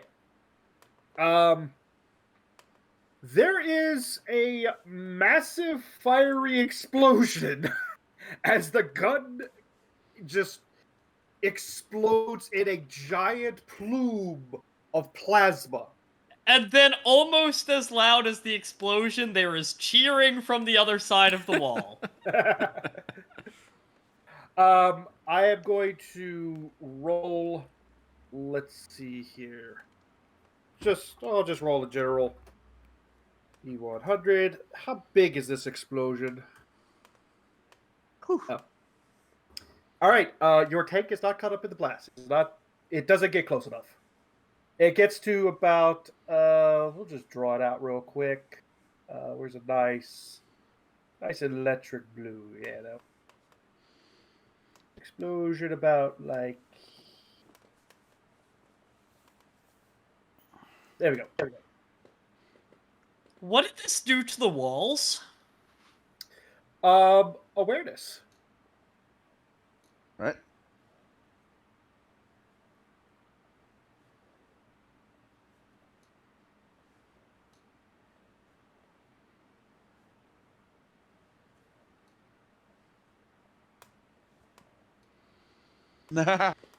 Oh. Ooh. Don't care. Does that stand?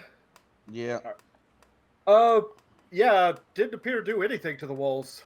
There's still a wall there. You can't see much because there's a giant plume of plasma kind of burning and distracting one's sight right now, but yeah, no good.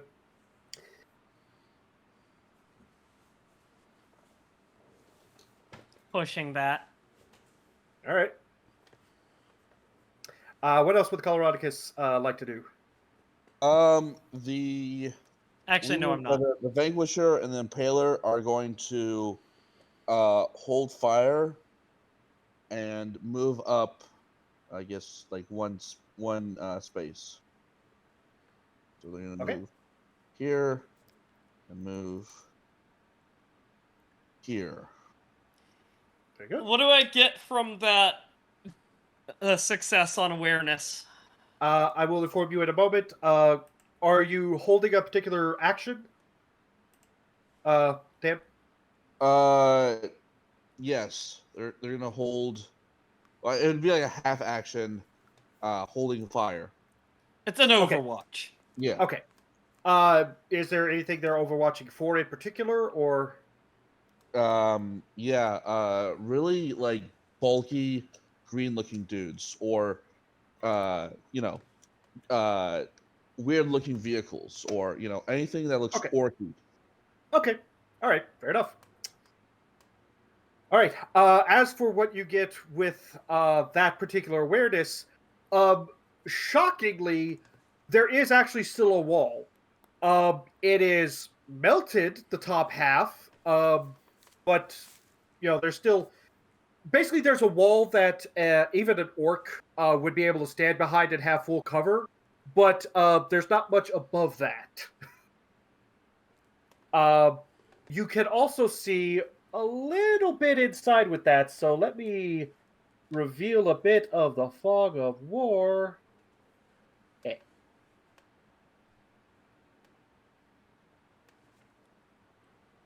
All right. And it is now the orc's turn. Some movement happens. If my parents ever watch this episode, they'll get my joke. I mean, I think most of us know enough history to get that joke. Sir, Yeah. allow me to explain a concept of life to you. You're entitled to make a joke, but we are not required to laugh at it. Yes, you are. It's literally in your contracts. I forgot to read it. Well, you still signed it. That's a fair All right. point. Good thing I'm freelance. Ha ha ha ha ha ha ha. And now we do.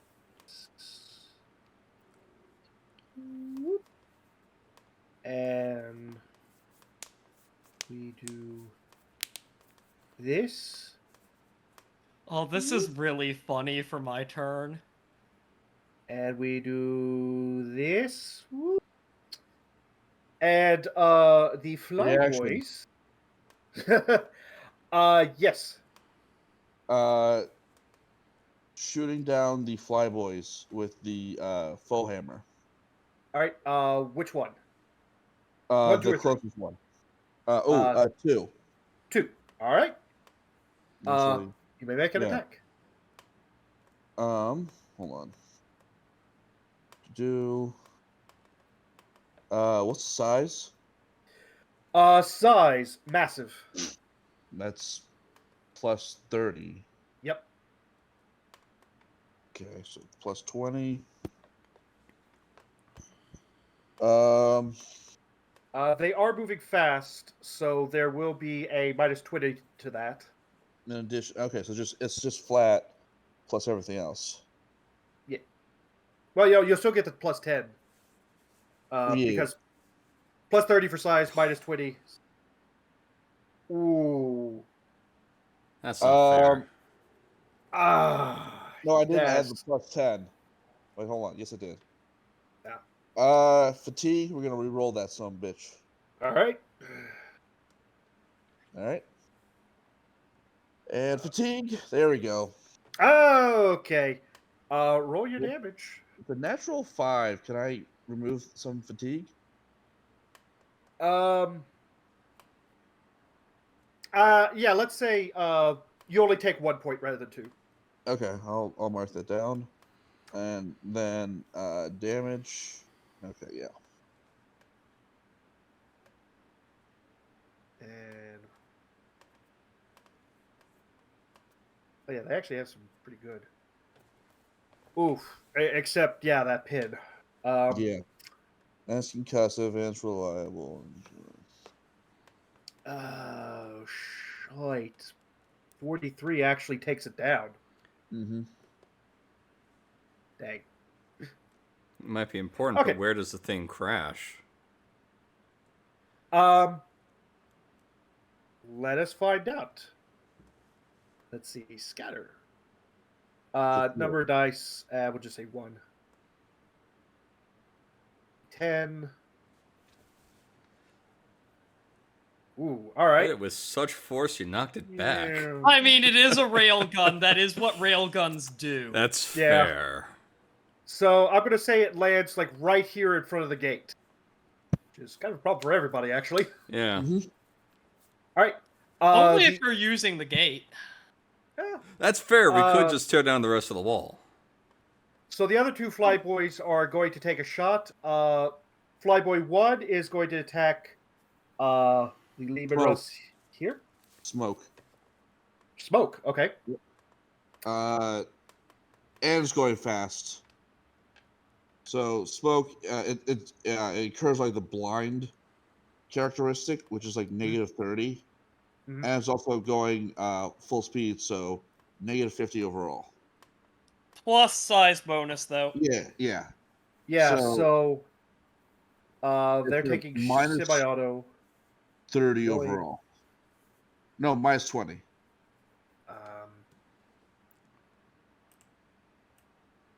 Wait, what is it? Okay, yeah. So plus 30 minus. Okay, so 30. yeah, there is still a minus to this. Okay. Yeah, Yep, overall yep. it's minus 20. Okay. I mean, they still got a quarter of a shot. Mm-hmm. All right. Yeah. Um, I would say it's a near miss, and it causes the Coloradicus to grumble inside the tank. next, this flyboy number 3 is going to attack the Maldine here. We are also going very fast, and we are going to declare shield. Ooh, all right. They are also in short range, right? Actually, I need to check this one. No, they're just within standard. Oh, okay. They don't take any penalties for declaring shield. Yep. The shot doesn't take any penalties. It's just that they have a 65% chance, even if they hit, of the shot just getting eaten by the shield. So, plus 10 then, because plus 30 for size, minus 20 for speed. Mm-hmm. Okay, so they got a better shot. Also, it's 60, not 65. I'm gonna just Yep, shield up. fail to engage. Ooh. You take the small beaming Gatler gun. With its pathetic Top damage armor? output. So what? Top armor? Yeah. Top armor. Yeah, this is flying. See, that's actually pretty good on mine, because top uses rear, and my rear is the same as my front. It's my sides that suck. Yeah. So that's only 4 damage.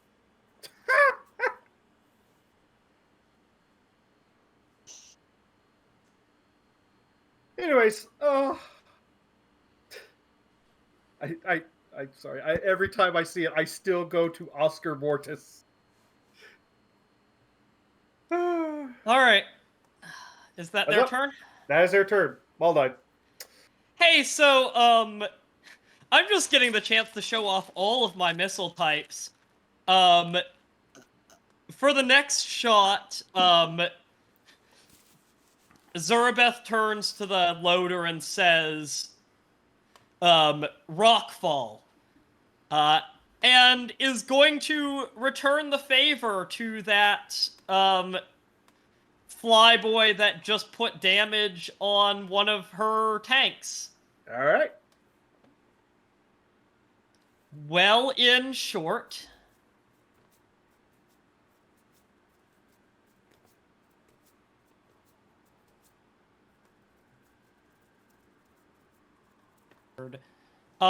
Size bonus for this is 40? 30. I thought you... They're massive. Okay. Okay, yeah, you're right. You right. I'm not taking any of the penalties for shooting at aircraft. Oh, actually, pause one moment because I need to describe what exactly you're seeing right now. And that is basically there's an orc sitting on top of a rocket that has some wings. So picture the end of Doctor Strangelove, Yep. and just imagine that as an orc instead. Yeah, this is a very orky flyer.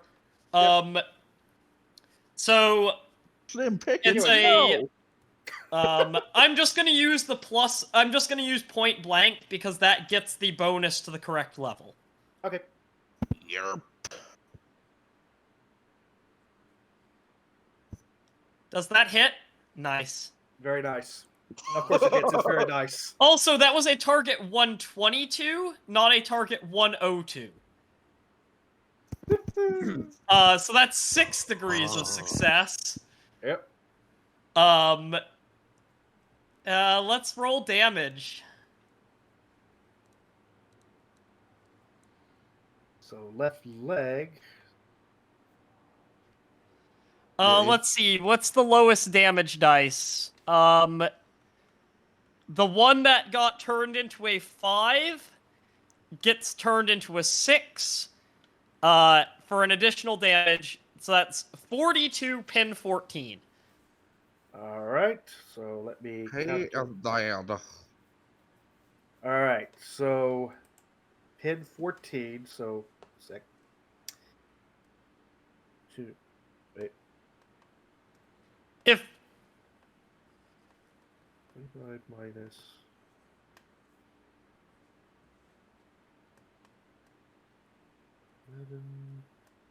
Oh.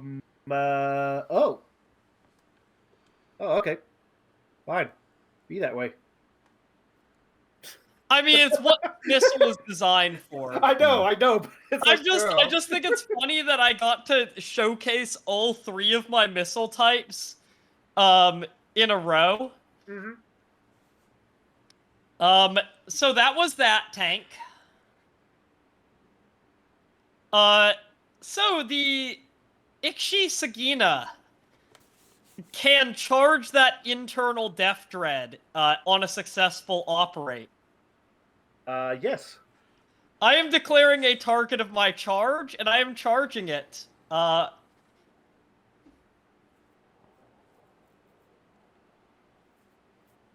So, any size bonus for charging this Death Dread? No, mostly because it would be negated by the fact you have to clamber over. I mean, I've got a breaching drill. The plan is to go through the wall on the way to hitting this thing. Okay, that is true. All right, I'll give you, let's say, all right, I'll give you the plus 30, but you also need to make the attack against the wall. So basically, I need to deal enough damage to break the wall in order to actually hit the Death Dread. Yes. And, just because this is kind of what a breaching tank is pushing that, this is kind of what a breaching tank is designed to do. Can I fire my multi-melta at the wall as I go through it? At the wall, yes. Alright. I'm gonna roll damage for the multi-melta. This would get the double damage, the double pen because it is being fired right as the contact is made with the wall. Right. And, presumably I would also get a momentum bonus for my charge move. Yes. How many dice momentum bonus would you say? 1 dice, 2 dice? Just 1. Alright. Sounds good. Right. So, Death Dread. Check. Do I need to make it at the wall, or is the wall just taken down by the multi-melta? The wall would be taken down by the multi. Yes. Okay.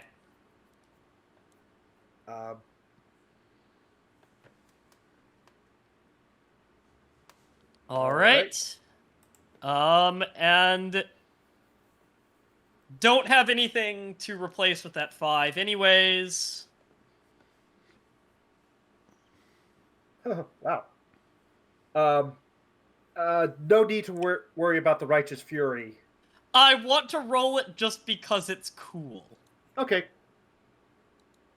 I was going to say you have literally the exact amount What of would damage that have dealt. hit into? It was a 33, which reverses into a 33. Yeah, so that is just had it a moment ago. Body. Body propulsion. Or I guess it Yep. would be body because it's a death dread. Yeah. I believe it's the left cankle. This is rending damage. No, it's actually the spleen. Like literally, they actually like put a mechanical spleen just on the outside of this one death dread. Doesn't do anything, but it's there just so they can shout, "Ah, my spleen!"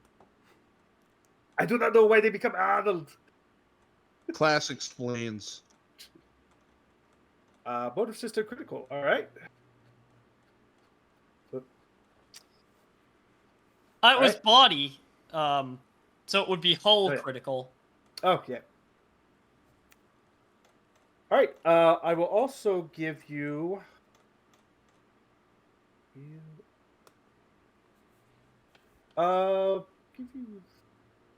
Yeah, we'll just clear the whole thing at this point. A jarring blow tosses the vehicle around, throwing things about the interior. Any crew or passengers who are not strapped in or otherwise secured will be basically stunned. Okay. Yeah. Blah. And now you have. So, that is turn. As we're running out of time. Or ran out My of time other again, tank but- wasn't shooting anyways. Perfect. This is what you see as you rush in, and what you. Yeah. Okay. Hi, Moore. All right. Well, my Lehman Russ 2, which is now the Fusilier's Lehman Russ. I decided who I stole it from. Mhm. It's just gonna sprint up. This Lehman Russ is gonna start 1, 2, 3. He's gonna head up to here. You can probably see at least one of those death Yeah. dreads. At this point, probably, yeah. you will be able to 9 see. probably. Yes. Yeah. Let's see. So this would be the Krendon one. It will take a shot with its battle cannon. All right. There we go. And no, change that. With its las cannon instead. I mean, it's a tank. It can fire both. Yeah. Can it fire both after moving? Yes. All right. Remember, as a I wanna vehicle, you double-check that I technically got that get. right. Hold on. As a vehicle, you get 1 free movement. Give me a second. This damage might not be right. It just doesn't feel right to me right now. It's 5d10 plus 10 for a las cannon. Okay, thank you. That's right then. Las cannons are incredibly high damage, but they're single target. Okay. And roll that righteous fury. Where do I find All right. it? So we got. Degrees of success don't help you because it's proven 3, so the lowest dice are already being replaced with 3s. So 2 degrees of success is not any replace. All right, so that's just this is against the vehicle, isn't it? Yes. Alrighty. Submit. Head turret. Damage type is energy. Alright.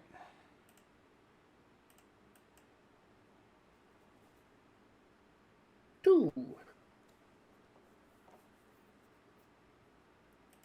Let's see. Weapon. Turret critical hit. Heavy blow knocks turret aside, but it is not immediately apparent how much damage the gun has taken. Crew cannot risk firing the weapon until they make sure the shell won't explode. And okay, so weapon is jammed. Okay. And, Okay. and you said I could take a second shot because tank. Yes. Right. Alright, Yes. so battle cannon against the same person. How far am I away from this person? It's 500, so not 500. quite. Okay. Battle cannon should be in short. No, battle cannon has a range of 750. Oh, yeah, that's right. I thought it was Yeah. 1500. All right. No, No, it's I 750. wish.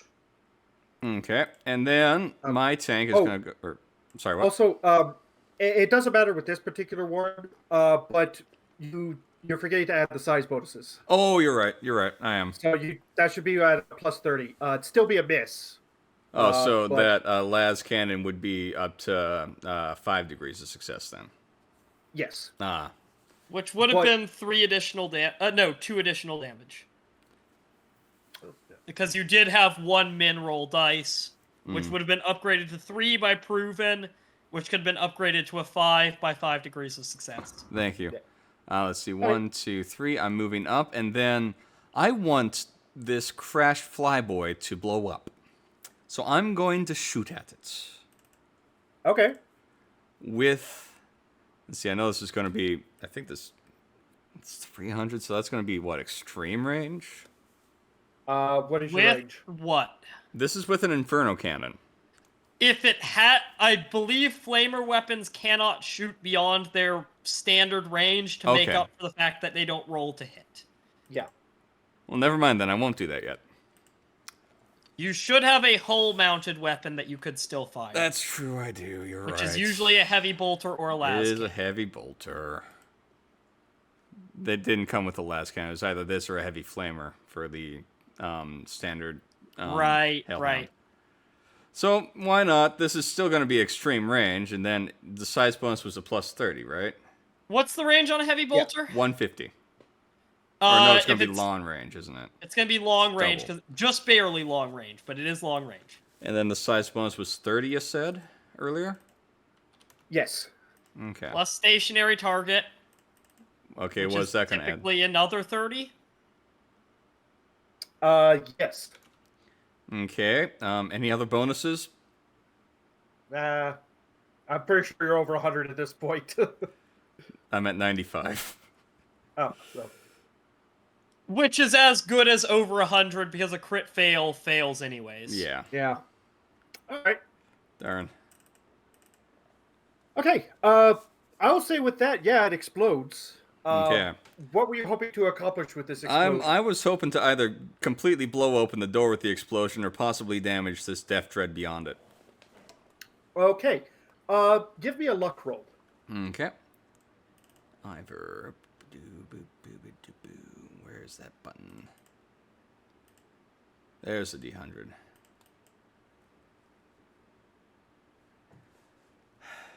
I can't Ooh. fate that, can I? Technically, yes, you can. Whoop. I'm gonna fate that. At least it's not 90s. Yeah. You did deal damage to the door, but it does look like you did a lot. Mostly, when the explosion happened, it was mostly just fire. Okay. Well, that's my turn. All right. We are with the Rooks now. You still don't know what exactly is going on inside here. Haven't been reports back yet, but yeah. I mean, I'm pretty sure my tank would have voxed back relative positions. Ah, okay, They're used to supporting an artillery vehicle. fair. All right, then you have vision. I'd say there's probably still some penalty, but the penalty is reduced.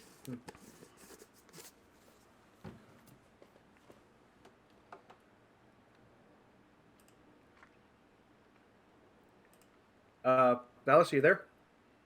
Apologies. Just taking a drink. Ah. All right. Hell. So I just need a confirmation on this. Is the interior revealed and proper, or just to the person there? Give me a say. They have called out relative Oh, positions. accidentally clicked that. Don't worry about it. Let's see.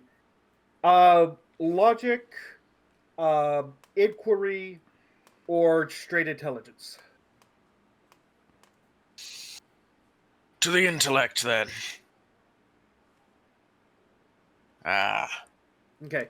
A lot of information is coming back fast. A lot of it makes no sense to you because, unfortunately, the tank commander who's reporting it is doing it in Maldine code rather than Imperial Standard.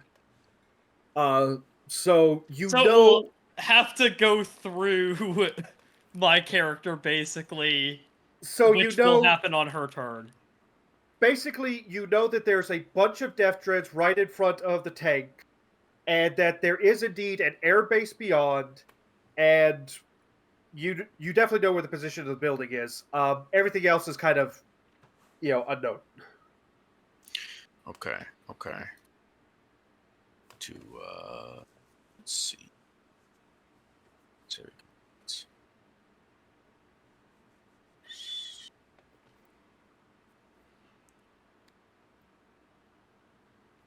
They would be specifically referred to as divers, which you don't know what that means.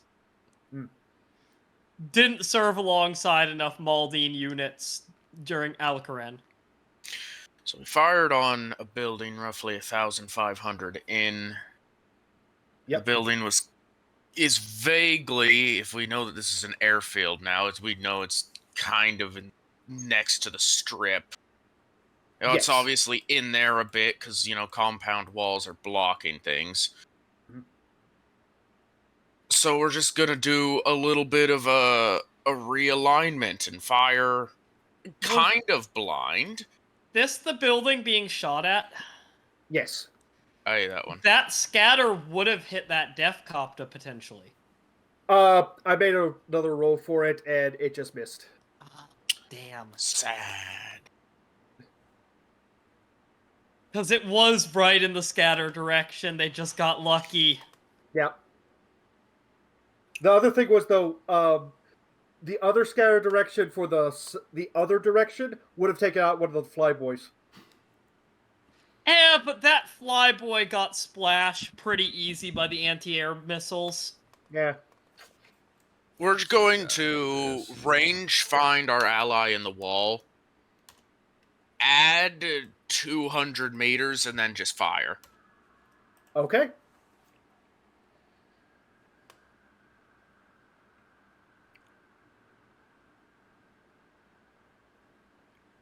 That is about the hex I am pointing to, so it's probably going to be down to scatter. Yep. Seems to be. Roll to hit. And on a miss, it's actually just beneficial anyway, because scatter.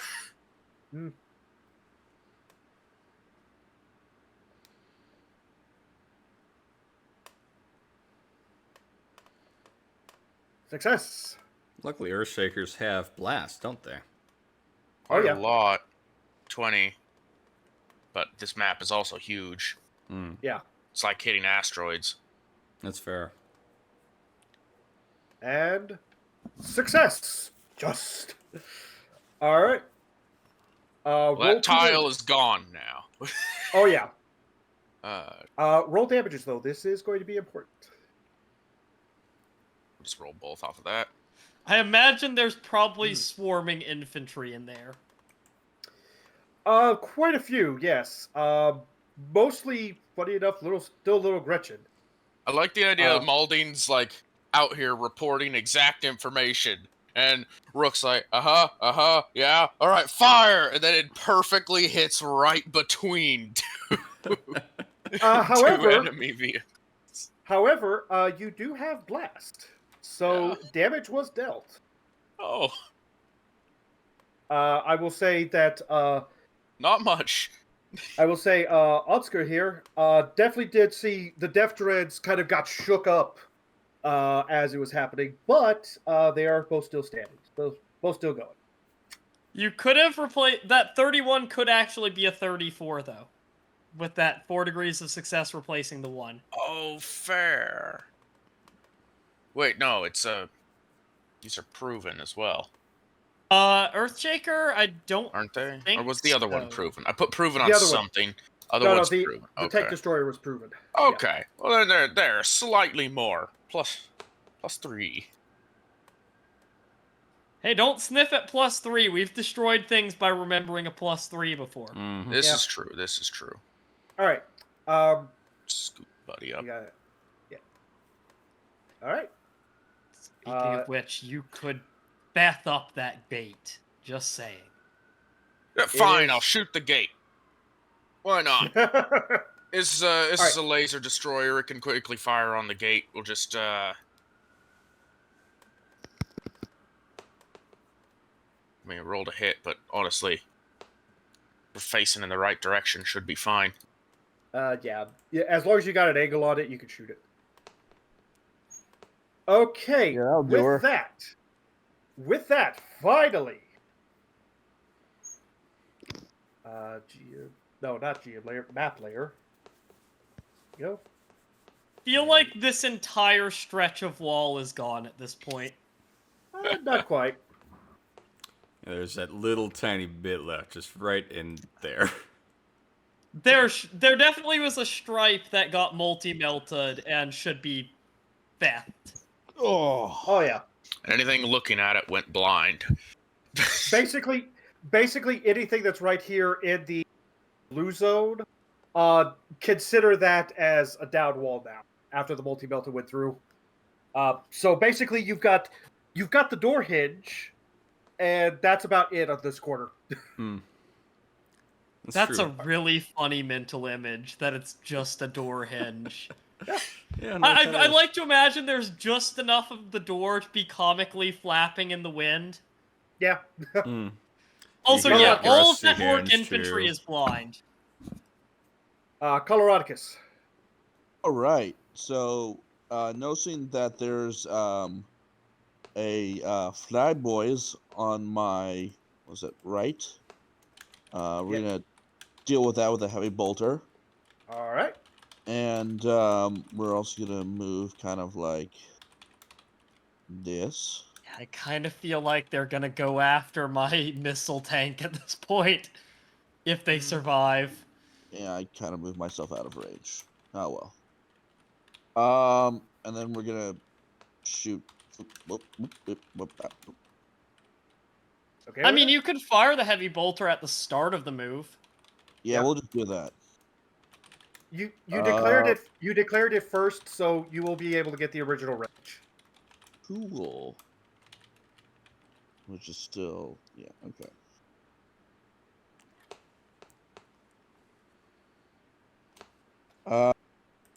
That would actually be. Ooh. That would only be 23, so that's only one hit. No, because it's massive. Remember? The Do you include the size bonus?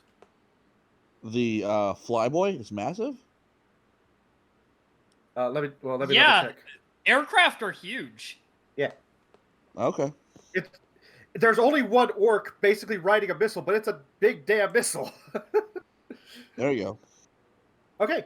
One of those had a 2 in it that could be replaced by a 3. Yes, and yeah, roll your righteous fury. Yeah, I'll replace one of those with the young one. So it's 18, 17, and 15.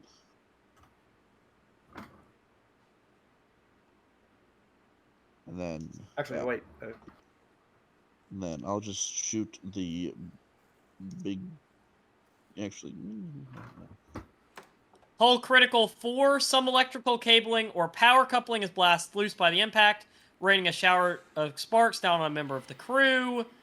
Randomly selects one member of the crew. This crew has one member.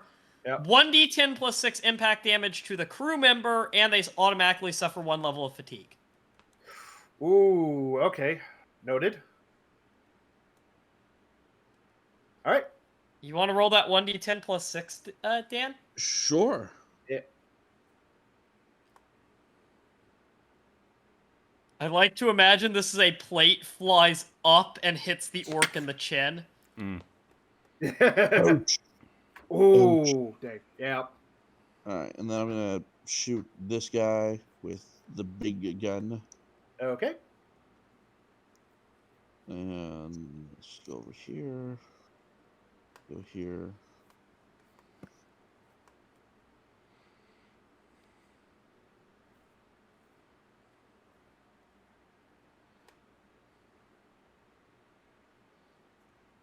That is a hit.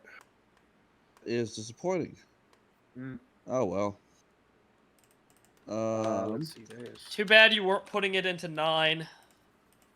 Yeah. And this is also going to go into so yeah, that one went into 4, which is this. Mhm. Yep. And this is going to go into 5 because that's the one most straight ahead. Yeah, that's this one next to the gate. Yeah. That is now open.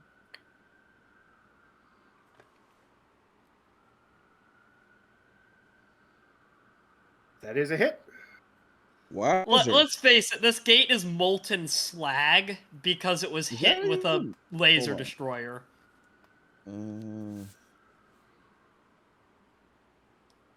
Three- You can replace that. Technically, that 3 with a 6. Okay, we'll do that. This is like So 33. 33 damage. Yeah, pen 10. Okay.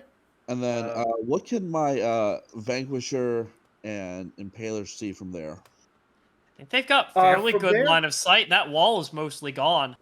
Yeah. Let's see. Oh yeah, no.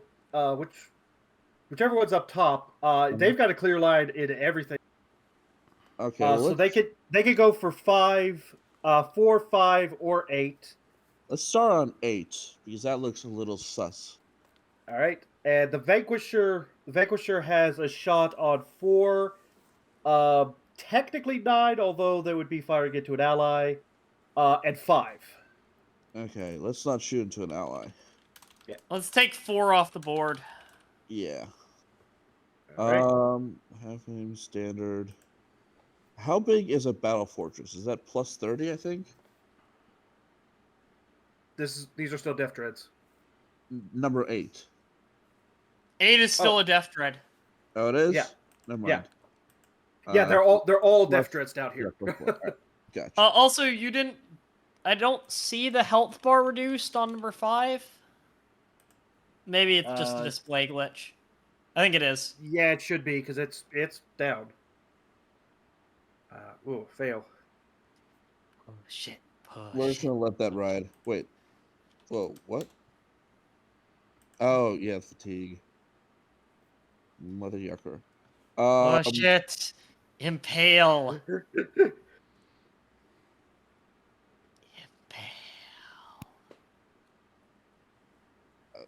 No. All right. And then You got one more shot. what's the Right clean shot we got here? I think it's not 4. I mean, of course, somebody else is going to have a bad time from that. Something. Sir Isaac Newton is the deadliest son of a bitch in space. 5. Yep. Right.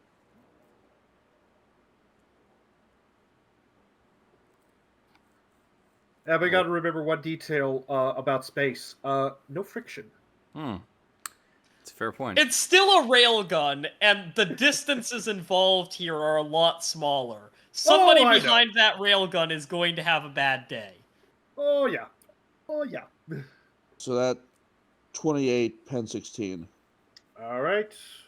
So that is 16. All right. I think it's calculating the that a little bit wrong, but okay. All right. Ooh. It is still up, but real damaged. All right. Yeah. Good. All right. Orc turn. So 9 is rushing up. 4 is rushing up. 5. Okay, 5 is rushing up, but they're going to need to make a. They're going to make an operate test first. Operate surface. Oh, all right. Okay. 7 is going to move here. Is going to move here. Okay. So let us resolve some attacks. Actually, seven is going to move here. As a reaction, can the Lehman Russ shoot at the Death Dread that's like charging it? That Russ don't did think so. fire all of its weapons last turn. It Yeah. fired. Yeah. Technically, one Sponson didn't fire, Mhm. Yeah. but I'm not sure you can Sponson something charging straight at you. Yeah. We Fair will come. We will come to that in a moment. So, let's start with 7 down here, who's going to fire against Einherjari. Let's Okay. take right here. All right. So they are equipment. Where's they's going to shoot. Remember, I did sprints to here this last turn. Yes, you did. Day's going to shoot Day's custom Mega Blaster. Wait, will you put 5 back to where it was for 1 second? 5 was straight ahead from you because 5 was the one that you las cannoned. Was wait. Yeah. Oh, did I shoot at 4? I must have shot at 4 then. Yeah, you had 1 shot against 4 and 1 shot against 5. Right, my bad. I apologize. Yeah, 5 is barely up, but it is still up. So Right. basically, yeah. All right, so custom Mega Blaster. It's in short range. Oh, actually, it is short range. That. Let's see. And then it's plus 10 overall. There we go. Ooh, all right. Ouch. Damage. Frogs. One of those ones becomes a 5, so 28. Yep. 28 pen 6, and this is against the Krendon, wasn't it? Yep. Yeah. Front armor, too. That All right. doesn't All right. pin. Yeah. No, I take no damage from a crit. Nice. It's scorching for the paint. Pretty much. Yeah. All right. Which just conceals the crime. No, maybe it actually shows the crime because I did paint over it to show my own logo. All right. Now. Yeah, I feel like 5 that's the crit. I feel like that's the crit, is that you can now see it's a Crandon tank. Let's see. They would also get a plus 10 overall because you did move, so they have to catch up, even with the crit. For that. So here is an attack with the Power Claw coming in at the side of the Lehman Russ. Of the Coloradicus Lehman Russ, I should say. That is a hit. Power Claw. There we go. Side? Wouldn't that be front? It was running dead Oh, on yeah, it is. Oh, yeah, sorry. I messed up where the point on the Coloradicus is. Yeah, it's a front. Basically, they grab the battle cannon and they're like punching right now with power. That barely does nothing. Very Oof. close. Because it's Yeah. 40 Also, it's front. clawing at the treads, not at the cannon. That was motive system. Oh, yeah, good point. All right.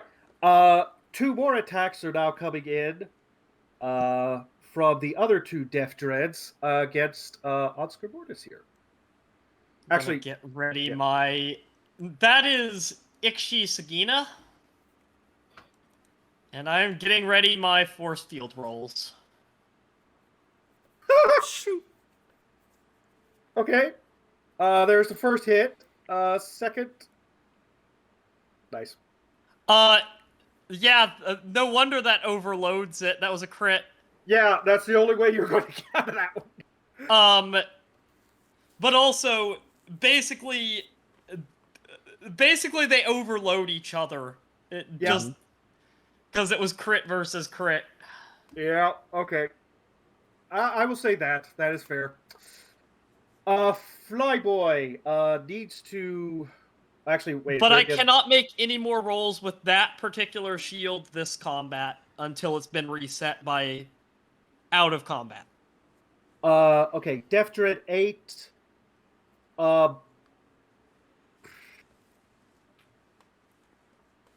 know what? They're going against the Hellhound. Sure, why not? All right. They's going to shoot a rocket launcher. They get the plus 10. Wait, did they get... Oh, wait, no, that's long range. Sorry, I need to rework this.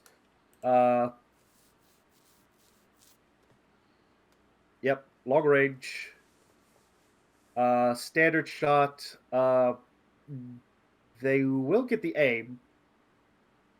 Because they want big explosions, big DACA. And then they get an extra plus 10. 30 for size. Minus 10 or minus 20 for movement. Miss. All right. Flyboy now needs to make a toughness test to see if he's still able to operate. I passed it. All right. So I think, based on the crit earlier, still has this. He's able to fly, but he's not able to attack right now. So. And he does have a point of fatigue. Yes. So he's going to just do the zoomies and go over here. All right. Death Copters are now taking off.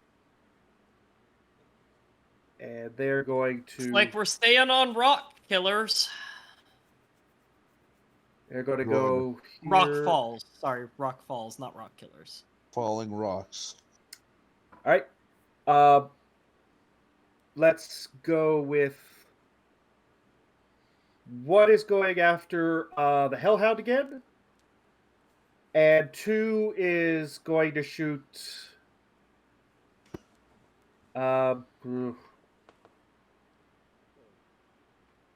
You know what? 2 is going to shoot the Impaler back here because that looks dangerous.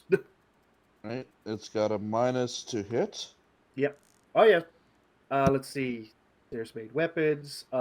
They both shoot. One's going to shoot. First one's going to be the big shooter. Second one's the rocket launcher.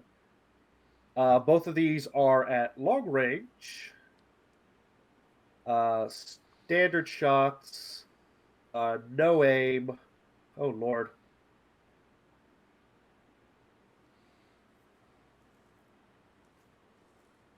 Days orcs.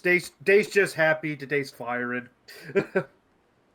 And last, because they have just enough time to get it in, are the mech guns. One is going to target the Maldine here. One is going to target... Presumably hit its allies. Doesn't care. I know, I'm just pointing it out. One is going to shoot and aim for the Rook here. And the last one is going to aim for the Great Distance, as they actually have the range. All right. So with these Earth Rockers, standard shot. First one is going to actually be in short range. Actually, are they both in short? No.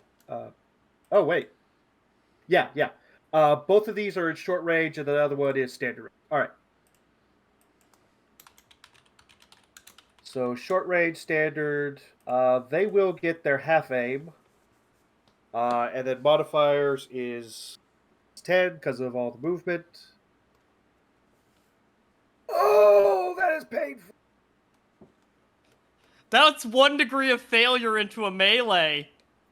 Yeah, I'm just gonna... I'm not even going to go with scatter. I'm just going to say they hit their ass. The other one operates surface from these 2 tanks. One from the Rooks and one from the Einherjari. Okay. Meanwhile, the last mech gun is going to take its shot. It is in standard range, standard shot, half aim. plus 30 to hit. unblinkingly, the system operator asks Zurabeth if she wants to engage the shield, and Zurabeth just recites off exactly how the shot is going to miss. All right. That is a failure, so that is... Oh wait, no, the Earth Rocker does hit. Yeah, the Earth Rocker hit. I thought that operate surface was the Earth Rocker missing. I am declaring shield for the Oddcar Mortis. All right. Unfortunately, the tank destroyer of the Rooks does get hit. That is top armor, so it's the same as the rear. Hmm. The Einherjari tank crew 2, they were able to just get out of the way, though. The Rooks in the open-top Basilisk are in for a bad time. Mm-hmm. They roll, as a crew, roll dodge. One moment, still calculating for the Oh, other wait, one. actually, wait, sorry. First hit is against the tank, and then I have to roll a second damage. Better.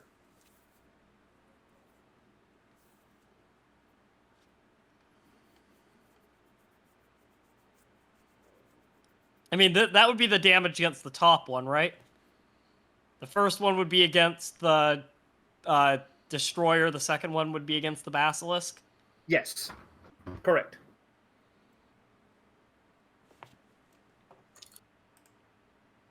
All right, and you engage shields. Need to roll to make sure the shield doesn't overload, right? Sure do. I also need to make sure it actually protects. It Yeah. failed to engage, so I do take any splash damage from that. Ooh. Okay, yeah. Mine's not open topped though, and our top armor is 30.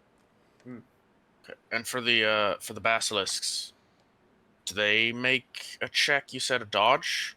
Yeah, your crew needs to make a dodge. Basically, can they clear out of the way? Oh, okay. I don't think they can.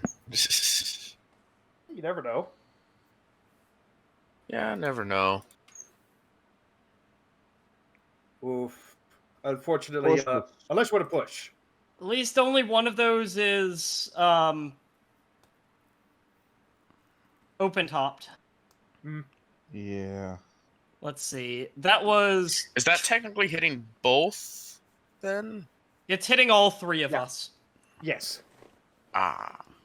And let's see. 24 So the one who needed effective... to dodge is this one. That's my bad. 33. I'm in the open brother. top one. Oh, no. So effective 33, effective armor is 30, so...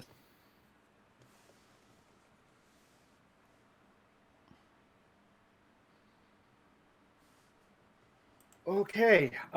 Failed dodge roll. Against 24 damage, pin 9. Yeah. With... Unfortunately, open top vehicle. Yeah, Welling's. I'm pretty sure outright KIA.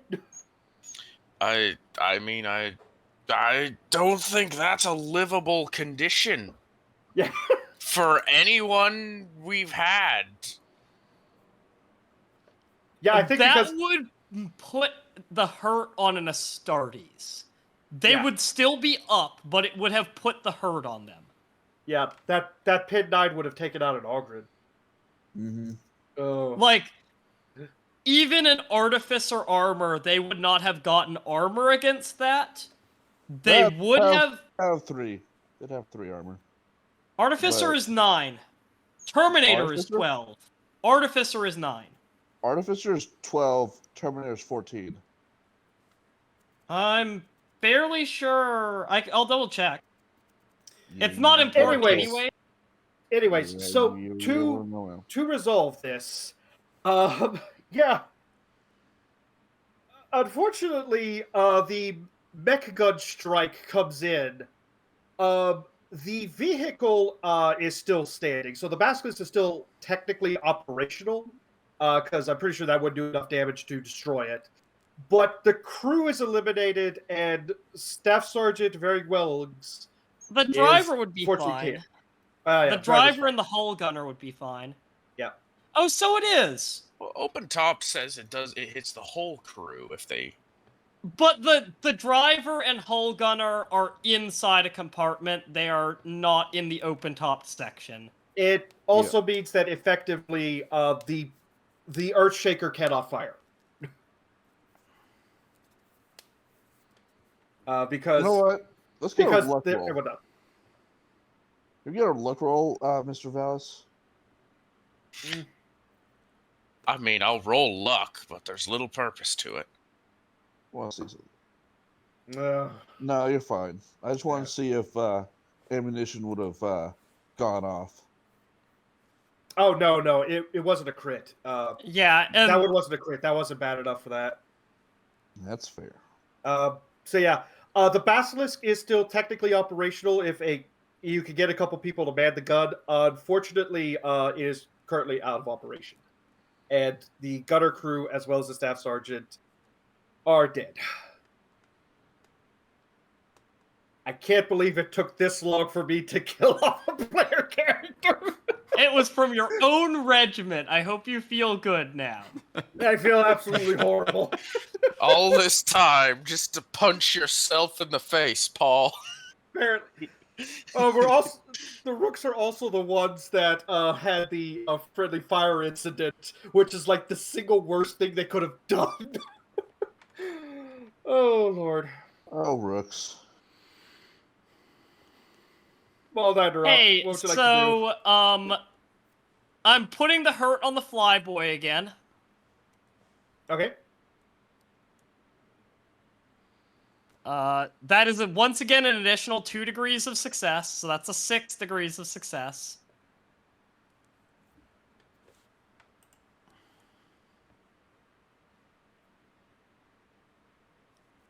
That 5 is replaced with a 6.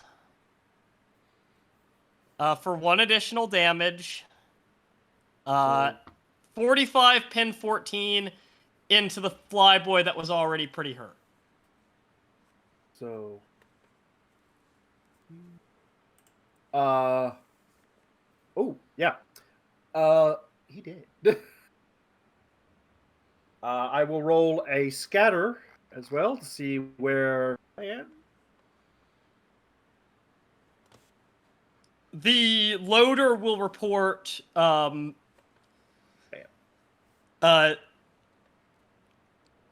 50% munitions, Jay. And then, okay, Paul, I understand I'm probably going to have to make an operate for this. I would like to sweep my breaching drill so that it hits both of them in just like one sweep attack. That can be done. I'll say there'll probably be a bit of a reduction in damage, and you do need to make an operate for it to happen. All right, that's fine. And I will be multi-melting 4 at the start of it. Okay. Point blank. Size bonus is what? 30. 30, so I'm going to be adding an additional plus 10 on top of this.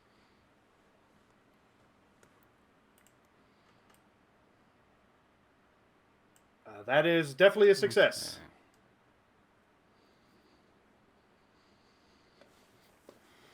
I am replacing the 1 with a 10. I'm not getting a Righteous Fury from that 10, but it is a 9-point damage increase. Pin of 12, because this is point blank with a Melta. Let's see. So, does it get Melta? Yes, it does. Wouldn't that be a pen of 24 then? Yeah. Yeah, that's what I'm saying. It's point blank with a Melta, so an additional 12 pin. Oh. yeah, he did. Okay, then never mind. I'm just attacking one of them with my breaching array. All right. And again, it's a plus 30 to hit. Yes, it will be. There we go.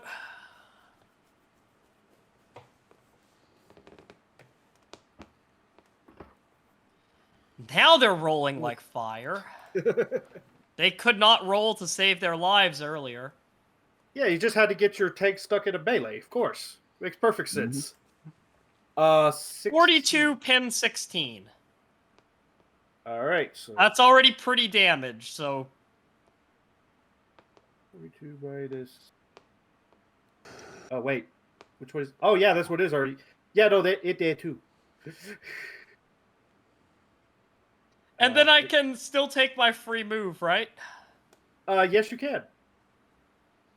Alright, just starting to charge down at the artillery pieces. Alright.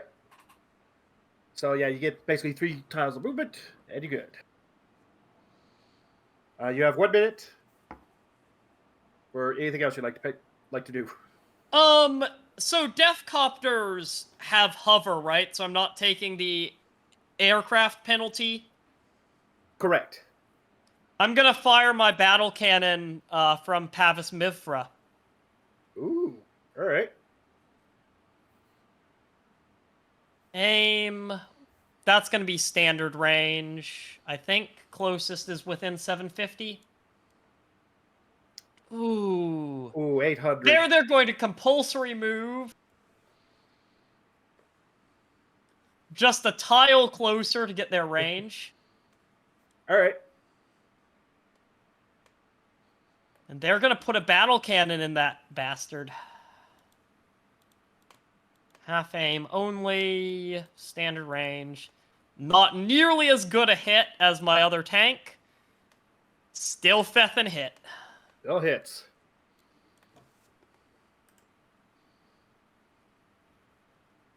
Alright, roll that Righteous Fury. Vehicle motive system. Oh, this hits the copter blade. Hell yes. Oh no. Let's see here. Front armor is... Alright. 5! The driver finds the vehicle's control systems are completely unresponsive, but the vehicle is still moving. Spin out, spin out, spin out. Yes. Yeah. Huh. Okay, well, good news for me, he is still operational after all the damage is taken. The bad news is, he needs to make a operate aeronautica. Did I put that wrong one? To survive. And, are there any penalties to, like, operations to try and control it or anything? It only says, let's see, tracked and wheeled vehicles go out of control, skimmers crash, and walkers move forward half their tactical speed before falling over. Okay, in that case then, I'm going to roll the aeronautica, but it's only to be how controlled of a crash is this going to be. Oh, I really want this to fail so badly that it failed pretty. It hits the other Death Copter. Mm. Oh, not badly not enough, badly though. Not badly enough. No, if it was more than 5 degrees or a crit, absolutely. But unfortunately with this, I didn't get to TIE Fighter these two Death Copters. Mm. Yeah. That would have been Question: cool. if they would have succeeded, would they have just suicided into us? If they had succeeded, yes. No, so this is what's happening. It's going, and it's trying to suicide, but then there's a kind of a Wile E. Coyote moment where the Death Copter just stops dead and just hovers there. And it's almost like, because the orc hasn't realized it's stopped, he's still kind of like, and then he's like, oh, and then just drops Does flat. it fall out punch. from under the orc before the orc falls? Yes, it does. Oh, yes, Excellent. that's great. And I'm just going to say it's crashed and burned, and yeah. Right in front of the impaler. They did something! They did something. Alrighty. Einherjari. Well, You guys are up. let's see. 1, 2, 3, and this Russ, the Fusilier Russ, is going to take a shot at the Death Copter. Probably with the battle cannon. Would the that's the wrong sheet. This is the Fusilier I said. Would the vehicle. Would the las cannon be able to get a shot on it? What is its? How is it mounted? Is it front mounted? I believe it is hull mounted because the battle cannon itself would be the turret. So I don't think it could get an angle up. that's kind of what I was thinking. All right. So, well, the battle cannon will fire. Let's see. Is the battle cannon just because I'm just triple questioning my sheet at this point because I already messed up once? Battle cannon's damage dice was 3d10 plus 10. Just double checking. That's correct. Okay. Yes. Alrighty. This thing's just hovering. You said. Yes, they have the hover trait. So basically, your turret can serve as a rudimentary anti. Okay, perfect. What's its size? Its size is. I have it labeled as massive. Okay, that's a 40 bonus then, or 30. 30. 30. Monumental is 40. Monumental's 40. Okay. Alrighty, and this is actually hold on. Basically, it's a hovering flying tank in size. 350. That would technically be within half range if the thing was just directly 350. I mean, it's not far off the ground. Yeah. So this would be short range then. Alrighty. Yeah. Plus a 30. Let's take that. Whoa! Crit success with a 5. 9 successes total. Roll damage. Lowest damage dice can be replaced with So a 9. That's a 2. 2 being replaced by a 9. That's a 7-point damage increase to 32 pin 8. Alright, so they do have... 32 pin 8, they did just survive, but you did hit them with a crit. Yeah, aren't those things also open topped? Yes. Give me a luck roll. Okay.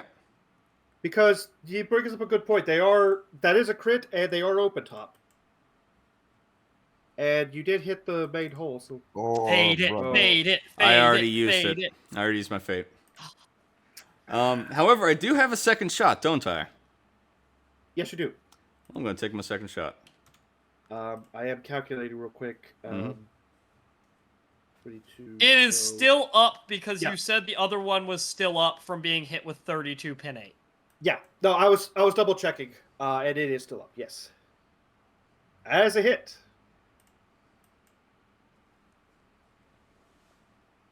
Double Okay. Righteous Fury with a +5 damage. Whoa! I'm pretty sure this thing's dead. Or Roll close. those Well, Righteous Furies just for how Yeah. cool this is. I might as well. And this is a vehicle, and this was the hull. Okay. Roll.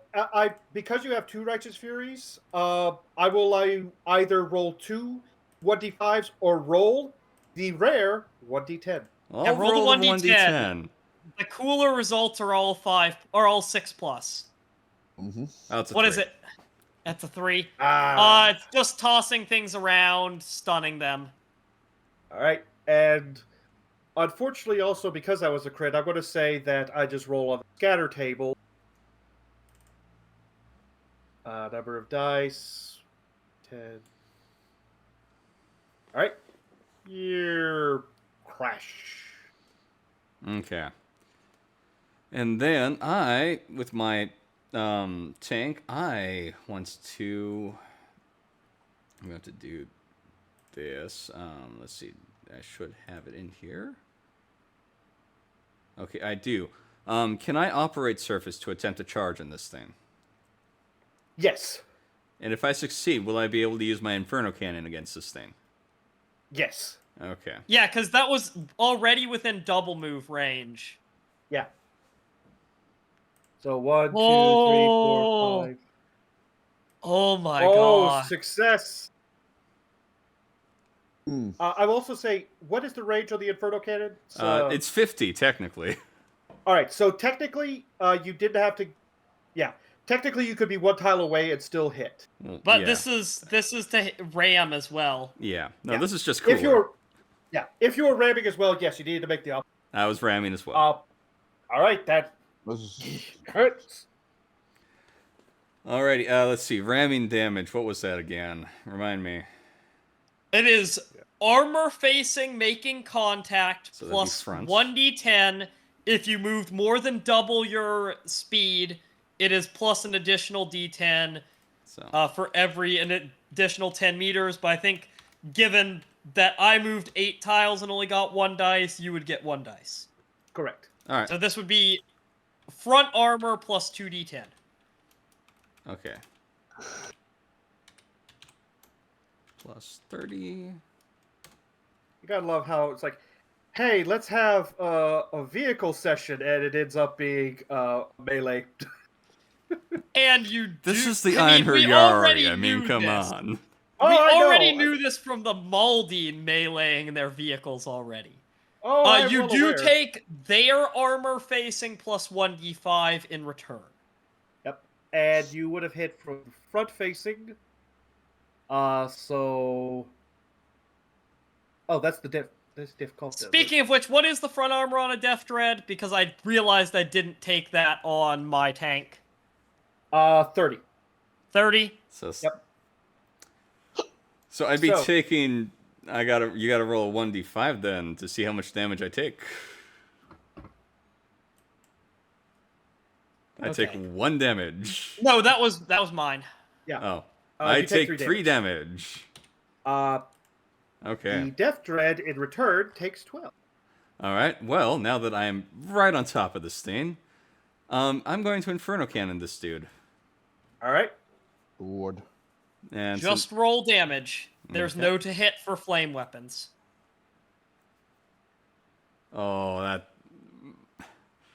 2 1s. That sucks. Ooh. Yeah. I don't even think that does anything to this thing.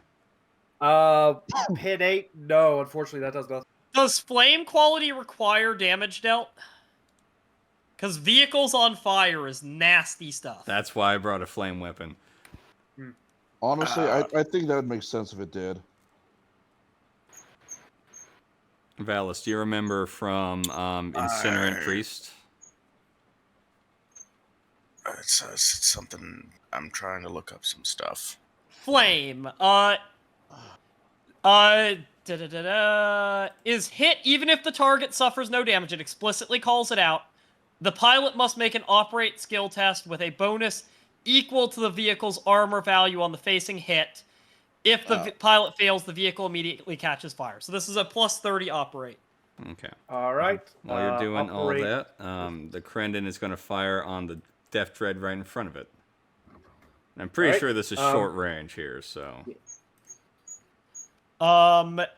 Yes! Oh, it's on fire. So at Okay.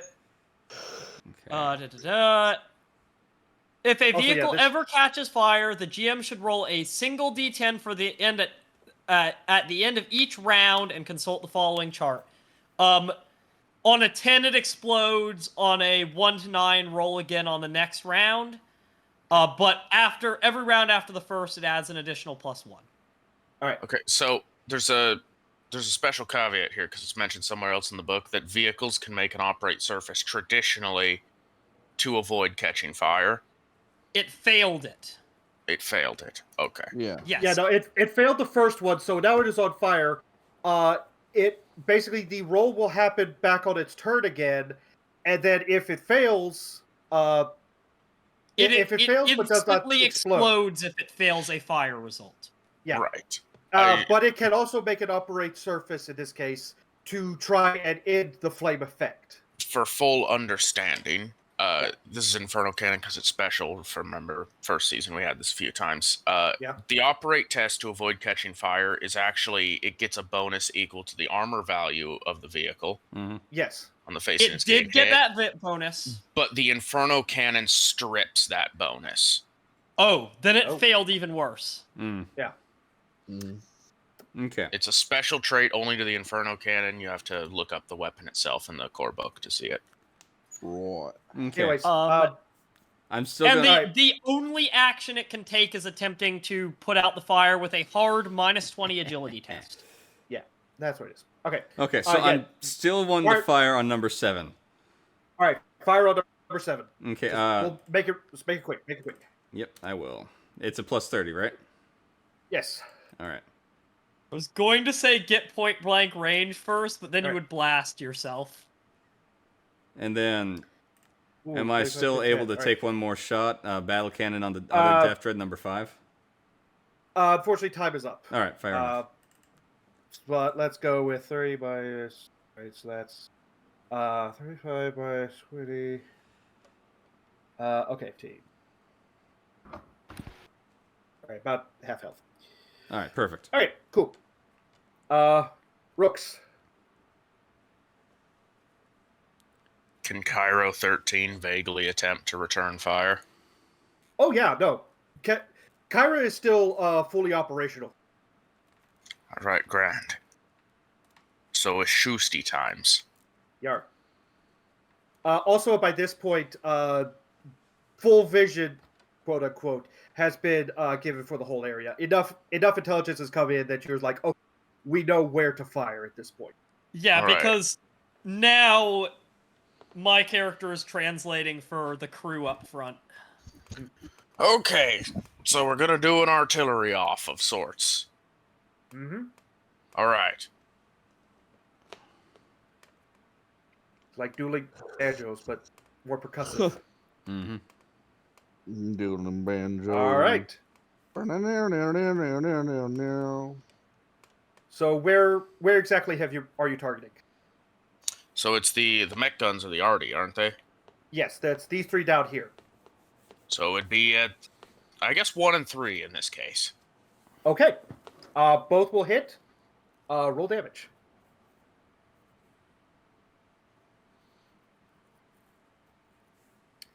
Roll Righteous Fury against 3. I also love it. One has a 1, the other one... Oh, wait, that's 2 10s. Oh, cancel what I said. You can roll 2 d5s or roll 1 d10 for the Righteous Fury. 1d10. 1d10. 1d10. What's wrong with 2d5, lads? What 2d5s only can give 2d5 results. They won't give any of the d10 results. The higher results are better. Mm-hmm. Higher result in instant death. Okay. I see what you mean. It's your call, but... And I'm assuming that these would only have turret location because of the fact that they're stationary artillery. Yeah, technically it should be off the top then. Oh, hey, once again, the vehicle is still moving. Well, this is technically the hit location is different because this is a shot coming from above. Oh, that's true. Yeah, so it's top armor regardless. And it would be turret, presumably. Yeah, Turret go with 5. Turret 5. Turret loses power and everything stops working. The turret and the weapon contained within are undamaged, but nothing has any power, and thus no weapons other than pintle weapons can be fired. The turret itself cannot rotate until the power systems are repaired. If the turret had any other equipment linked to it, such as searchlights, communications equipment, and so on, these cease to operate. For the purposes of repairing damage, treat this as a weapon destroyed damage condition, but they do not need to be replaced before the repair test, unless, of course, the weapon has already been destroyed by previous critical effects. So basically, this is out of combat. Valis, give me a luck roll. Of course, my lad.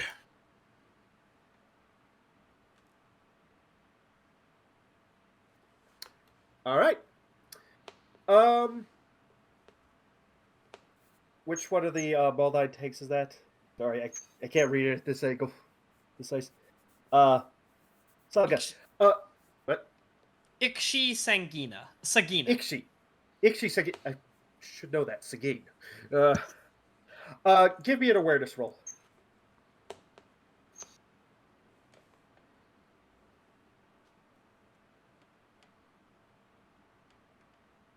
Any bonuses? Flat. Holy shit, they made it. Okay, so the Rooks just got perfect revenge because all 3 guns are still, well, I don't say they're not really up anymore. They kind of got blown up. But gun 2 here is not blown up, but all the crew around that entire area is no longer living. So it is effectively dead. Excellent. You still have 1 minute, Valis. And you have a tank. Yes, I do apparently have a tank. So, is 7 still alive? Yes, it's Yes, at it half is. health. Let's make it not. All right. There's no way in hell this isn't short range. No, it's short range. Yeah. Wait, It was is there a size 150 bonus for Yeah, it's shooting a- these? What you said? 30. Yeah. 30. Okay, that helps a lot. All right. Roll your damage. Ooh, all right. Actually, from the angle you'd be at, that would be... Yeah, no, that would still be front armor. But I say that... And we got...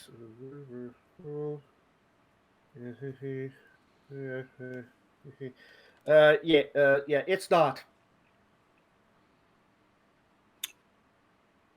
This has no bearing on anything that has happened, but I really like the idea that the Valkyran, basically adjutant, second, whatever they were, is actually the commander of the other basilisk. Yeah, I like. A little bit of fun. This is a positive outcome as far as Zurabeth is concerned. Zurabeth, I think, got the impression of who was the competent one in that dynamic. Oh, no.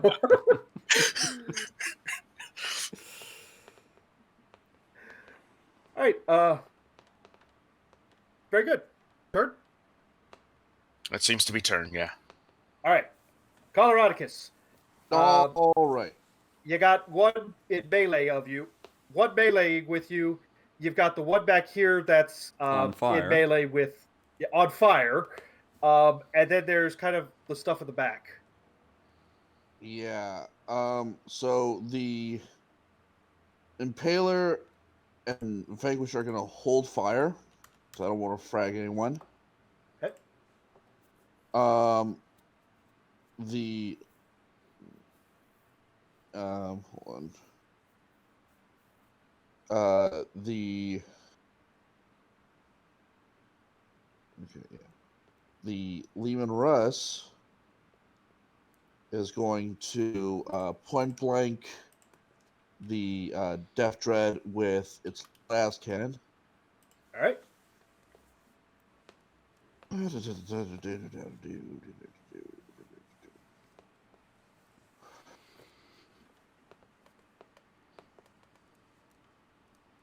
Yerp. That is a success. That is. Ooh. Oh wait. Oh, hold on. No. That's the wrong thing. Oh, yeah, that vanquish Yeah. cannon. Let me try this again.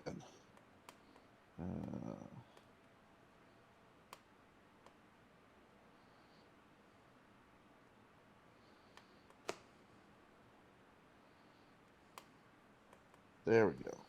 Yeah, much more success. All right. What's the lowest result? The lowest result is a 2 that turns into a 3, so that's 6 additional damage. Yeah. All right. That Death Dread was Can already. I flavor this if it destroys it? There's no yes. way that doesn't. Yes, you may. Okay, so yeah, the last cannon like rotates down towards like the hull of the Death Dread. It goes off, or it shoots the Death Dread. It goes straight through, and like on the way out of the vehicle, it takes out some of its legs. And then the Lehman Russ just rolls over the Death Dread and goes. Goes full monster truck, just crushing the car underneath it. Yep, it goes here. All right. And what about it? And then let's see if I have good rotation. Can I see? Ooh, I can. Just barely. I can barely see where this thing is. You Number can't one. see it. Be aware that 1 or 2 degrees of failure, you're going to hit an ally, unless you move further to get a better idea. I will hold position then. Okay. Well, I will. The battle cannon will be tracking on this, and I just want to see one thing. Okay. One thing, Mister. Poo. Alright. Yep, just holding All right. fire. Would you like to hold fire, or would you like to get a half aim? That will carry over to your next turn. For these two? Yeah, For the Impaler, and they will hold fire. Okay. All right then. Turn. Orcs. All right. Well, Diff Dread is actually going to make a power. Huh. Actually failed it. All right. Yeah, Diff Dread just turned away, starts walking away casually. Ah, you coward. 2, 4, 5, 6. Battle wagons are. Doesn't it going need to make a D10 to see if it blows up? Because it's Oh, on fire. right. I forgot that. I apologize. Yes, it does. Oh, it's Oh, close. next Plus turn that would Next blow turn. it up. would. Yeah.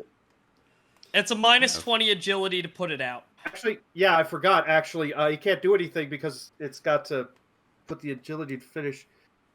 Oh dear. It can't succeed the agility, can it? I mean, it could on a crit. It can always crit Yeah. fish. Fish crit. If it didn't have the minus 20, it would have passed. And so the Death Dread, it definitely loses its willpower. It does not care anymore. So the battle wagons are going to kind of try and reposition themselves.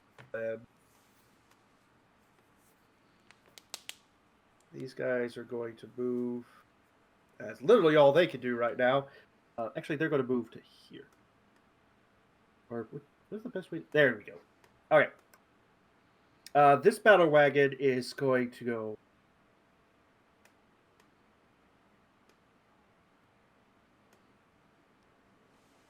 All right. Paul. Oh, Paul, you're giving me gifts. Oh, yes. Yeah, well. And this battle wagon, yeah. Oh, yeah. Okay. That is Orc turn.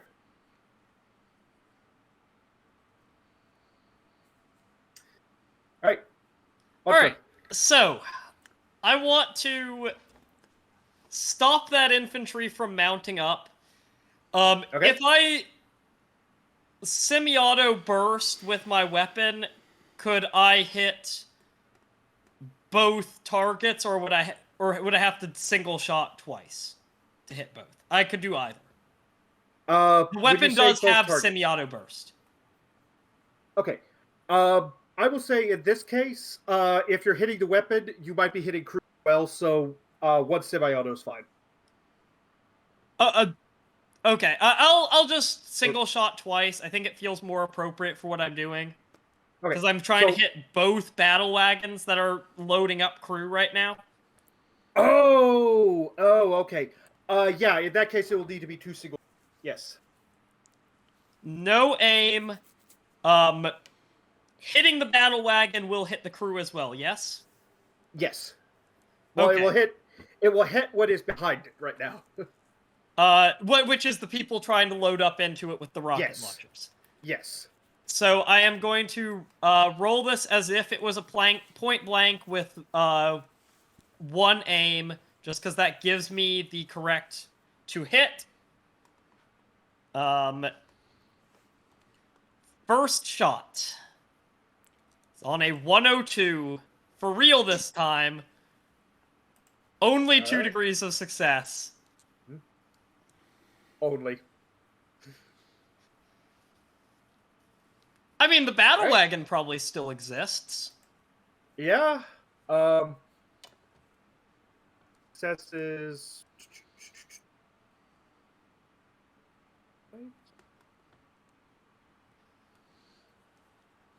Okay.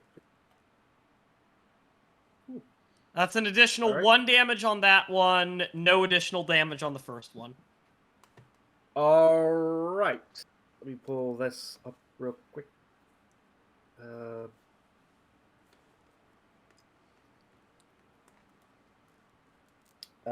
I only have 1 more missile left in the tube, by the way. Oh wait, I actually need to calculate this real quick.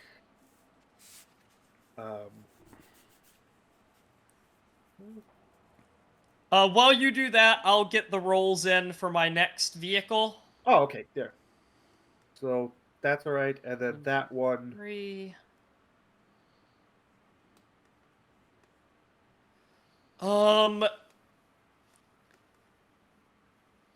If I double move, can I still fire 1 weapon? I should not do that. Yes.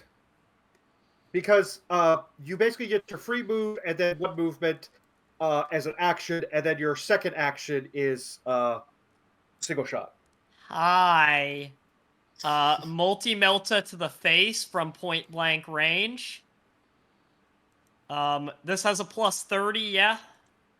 Yep. Oh, wait. With fatigue, this is hitting on over 100. Nice. Yeah, very nice having that swap there. Nice. That is actually an additional degree of success because it was targeting 106. It didn't take the plus 10. Okay. This is getting its doubled penetration.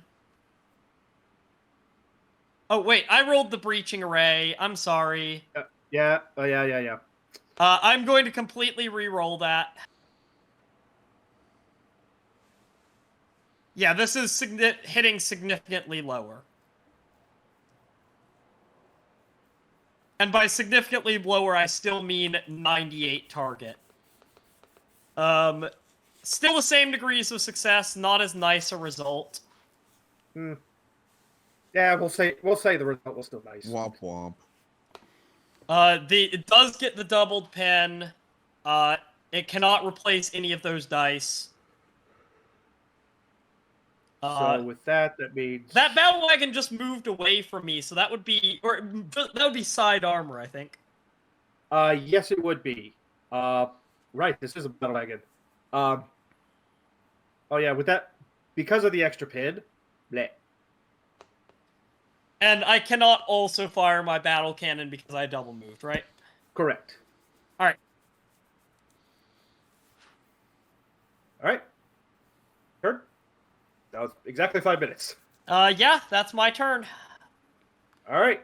1, Einherjari. 2, 3. I am now in this entryway that we have created here. And it's a long-range shot, but I'm going to shoot twice with my, This is Fusilier? No, this is Crendon here. Okay.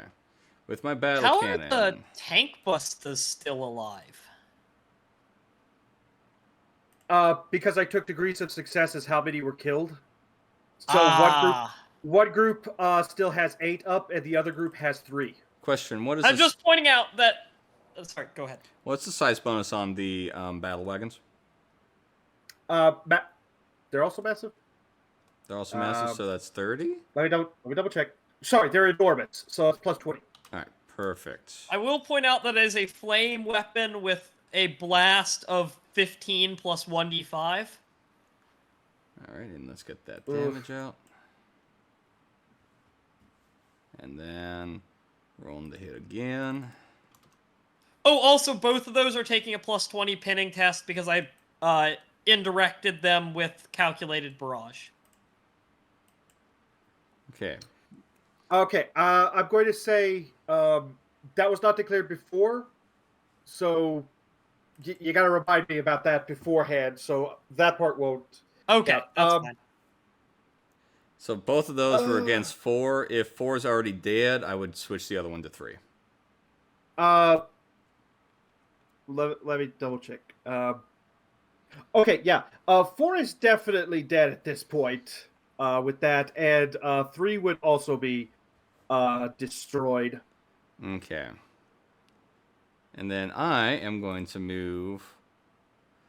I'm just going to go 1, 2, 3, because this guy's lost his will to live. I'm just going to let him burn. This Russ is going to go move 1, 2, 3. And does he have a shot on? He just only does. Yep. All right, well, Fusiliers, time for you to make your mark. And this is just standard range here.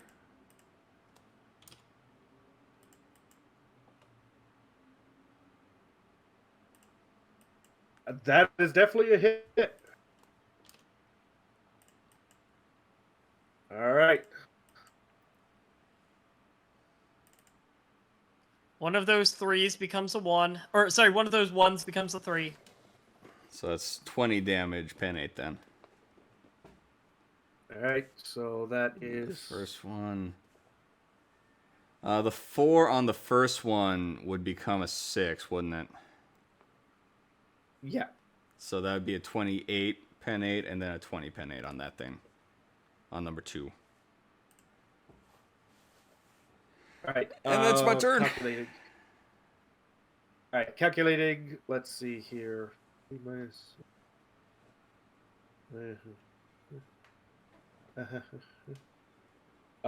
and both of those shots went into 2. Yes.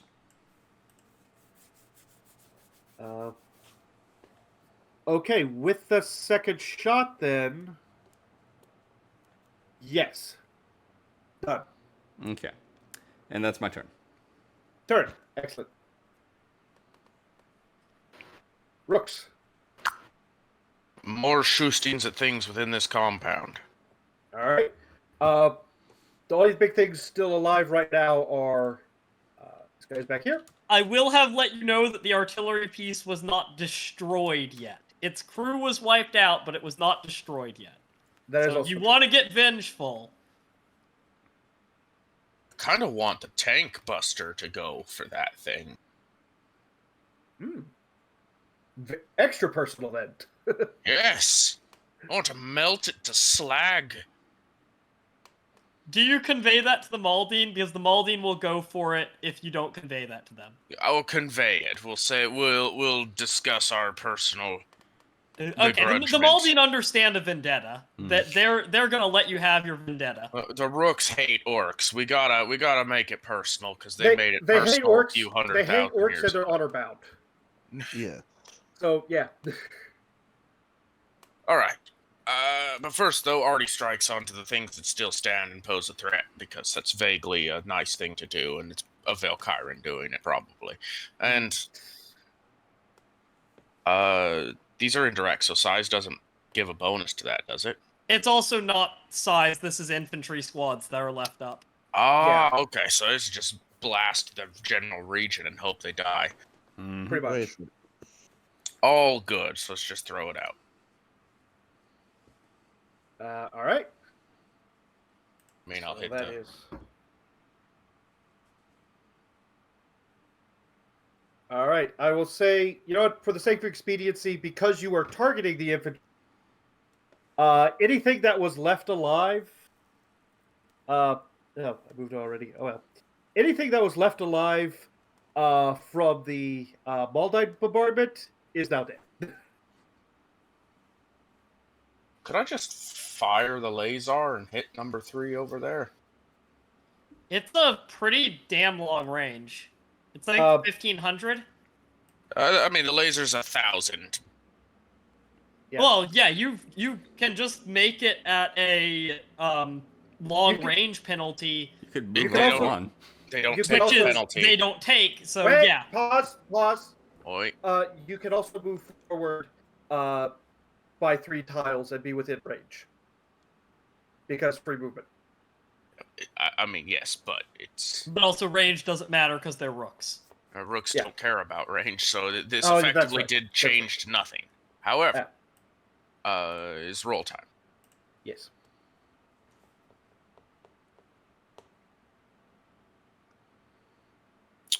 Is push it time because this Uh, is. Did you have size bonus and like stationary bonus on that? Is there a stationary bonus on this? Probably not if it was Yeah. crude, but like this is an unmanned artillery piece. Okay. Well, It's literally just standing. It's literally just there. I mean, at this point, it needs to be a plus 50. So, Well, is did you that include size? no? Between then the you two, would've- it probably is plus 50. Yeah, between the two, it would be, so that technically would be a hit. Okay, all good. I'm really tired right now. That's all right. It's all good. There we go. Okay, yeah. At this point, that is destroyed. That was also the last token on the map not crossed out, so... Oh, no, we have Mr. Oh, Fire yeah. up here. Yeah. Do you want to just roll 1d10 plus That's 1, that's- ever escalating until he explodes? That actually is my plan. Please do it now. All right. Okay, that's gonna be a 1d10 plus 2! plus 2. There we go. There we go. He's blown up. So basically, he kind of falls off to the side and is burning, and he's still not dead. You can hear the scream of an orc inside, and then, boom. There's just kind of like an explosion and kind of like a puff, and just smoke starts rising out of the death grid. And There's just going to be battle cannon shots from the Sagina into any structure that is still standing. all right. At this point, I want everybody to give me a. What would the check be? Let's see. This would last for the night as well. So, Oive check. pretty much. Let's see. Tech use or logic would be possible. War is acceptable. Forbidden lore orcs would be acceptable. Any bonuses or penalties, or just flat? Mostly flat. If you have a rivalry with the orcs, if you have hatred or something like that, Fucking you will get a fate. plus 10. What about any sort of equipment? I think it's that would time to help start out? pushing. Equipment really wouldn't help in this moment. Up there we go. Fair enough. I'm not going to push, but I did fade it, and I did still fail on the fate check. I'm gonna Okay. push. There you go. Ooh, very good.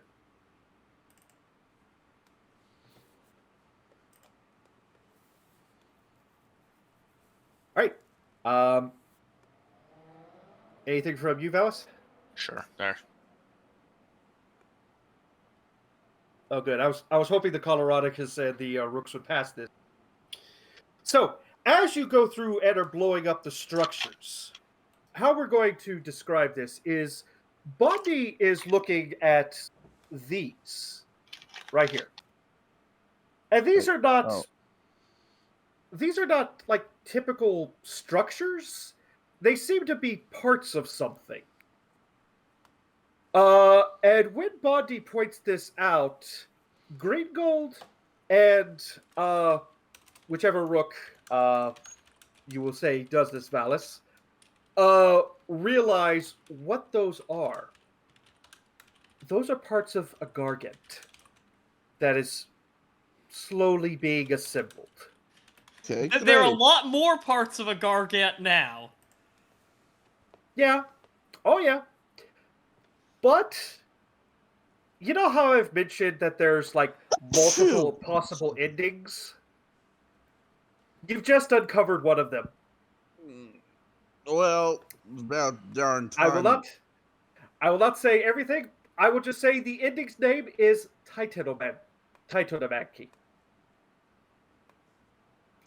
Ah, I don't know what that means, but I have tanks. I Well, have big tanks. if you know your Greek mythology, or technically Roman, I think as well, you will know. And with that, we will call it a night here. Hope everyone had fun with this. Lots of big numbers, lots of big damage. Still a massive swath of destruction because I can't balance this. I think that Sagina was dead if the gate didn't get blown down when the gate got blown down. Oh yeah. Oh, yeah. Because that was a critical turn, because if the gate hadn't been blown down, the only thing that most of the orcs had line of sight to was Sagina. Was her. Yeah. Was them. Yeah. Yep. All right. So, any last minute words, comments, anything to say before we end this recording tonight? Remember the thing. Yes. All right. With that, we will call it here for the night or afternoon, or whatever it is when you are watching this. I'd like to say thank you for joining us, and we will see you all next time for another small squad session. We appreciate your aid in tipping the scales. Good night, everyone.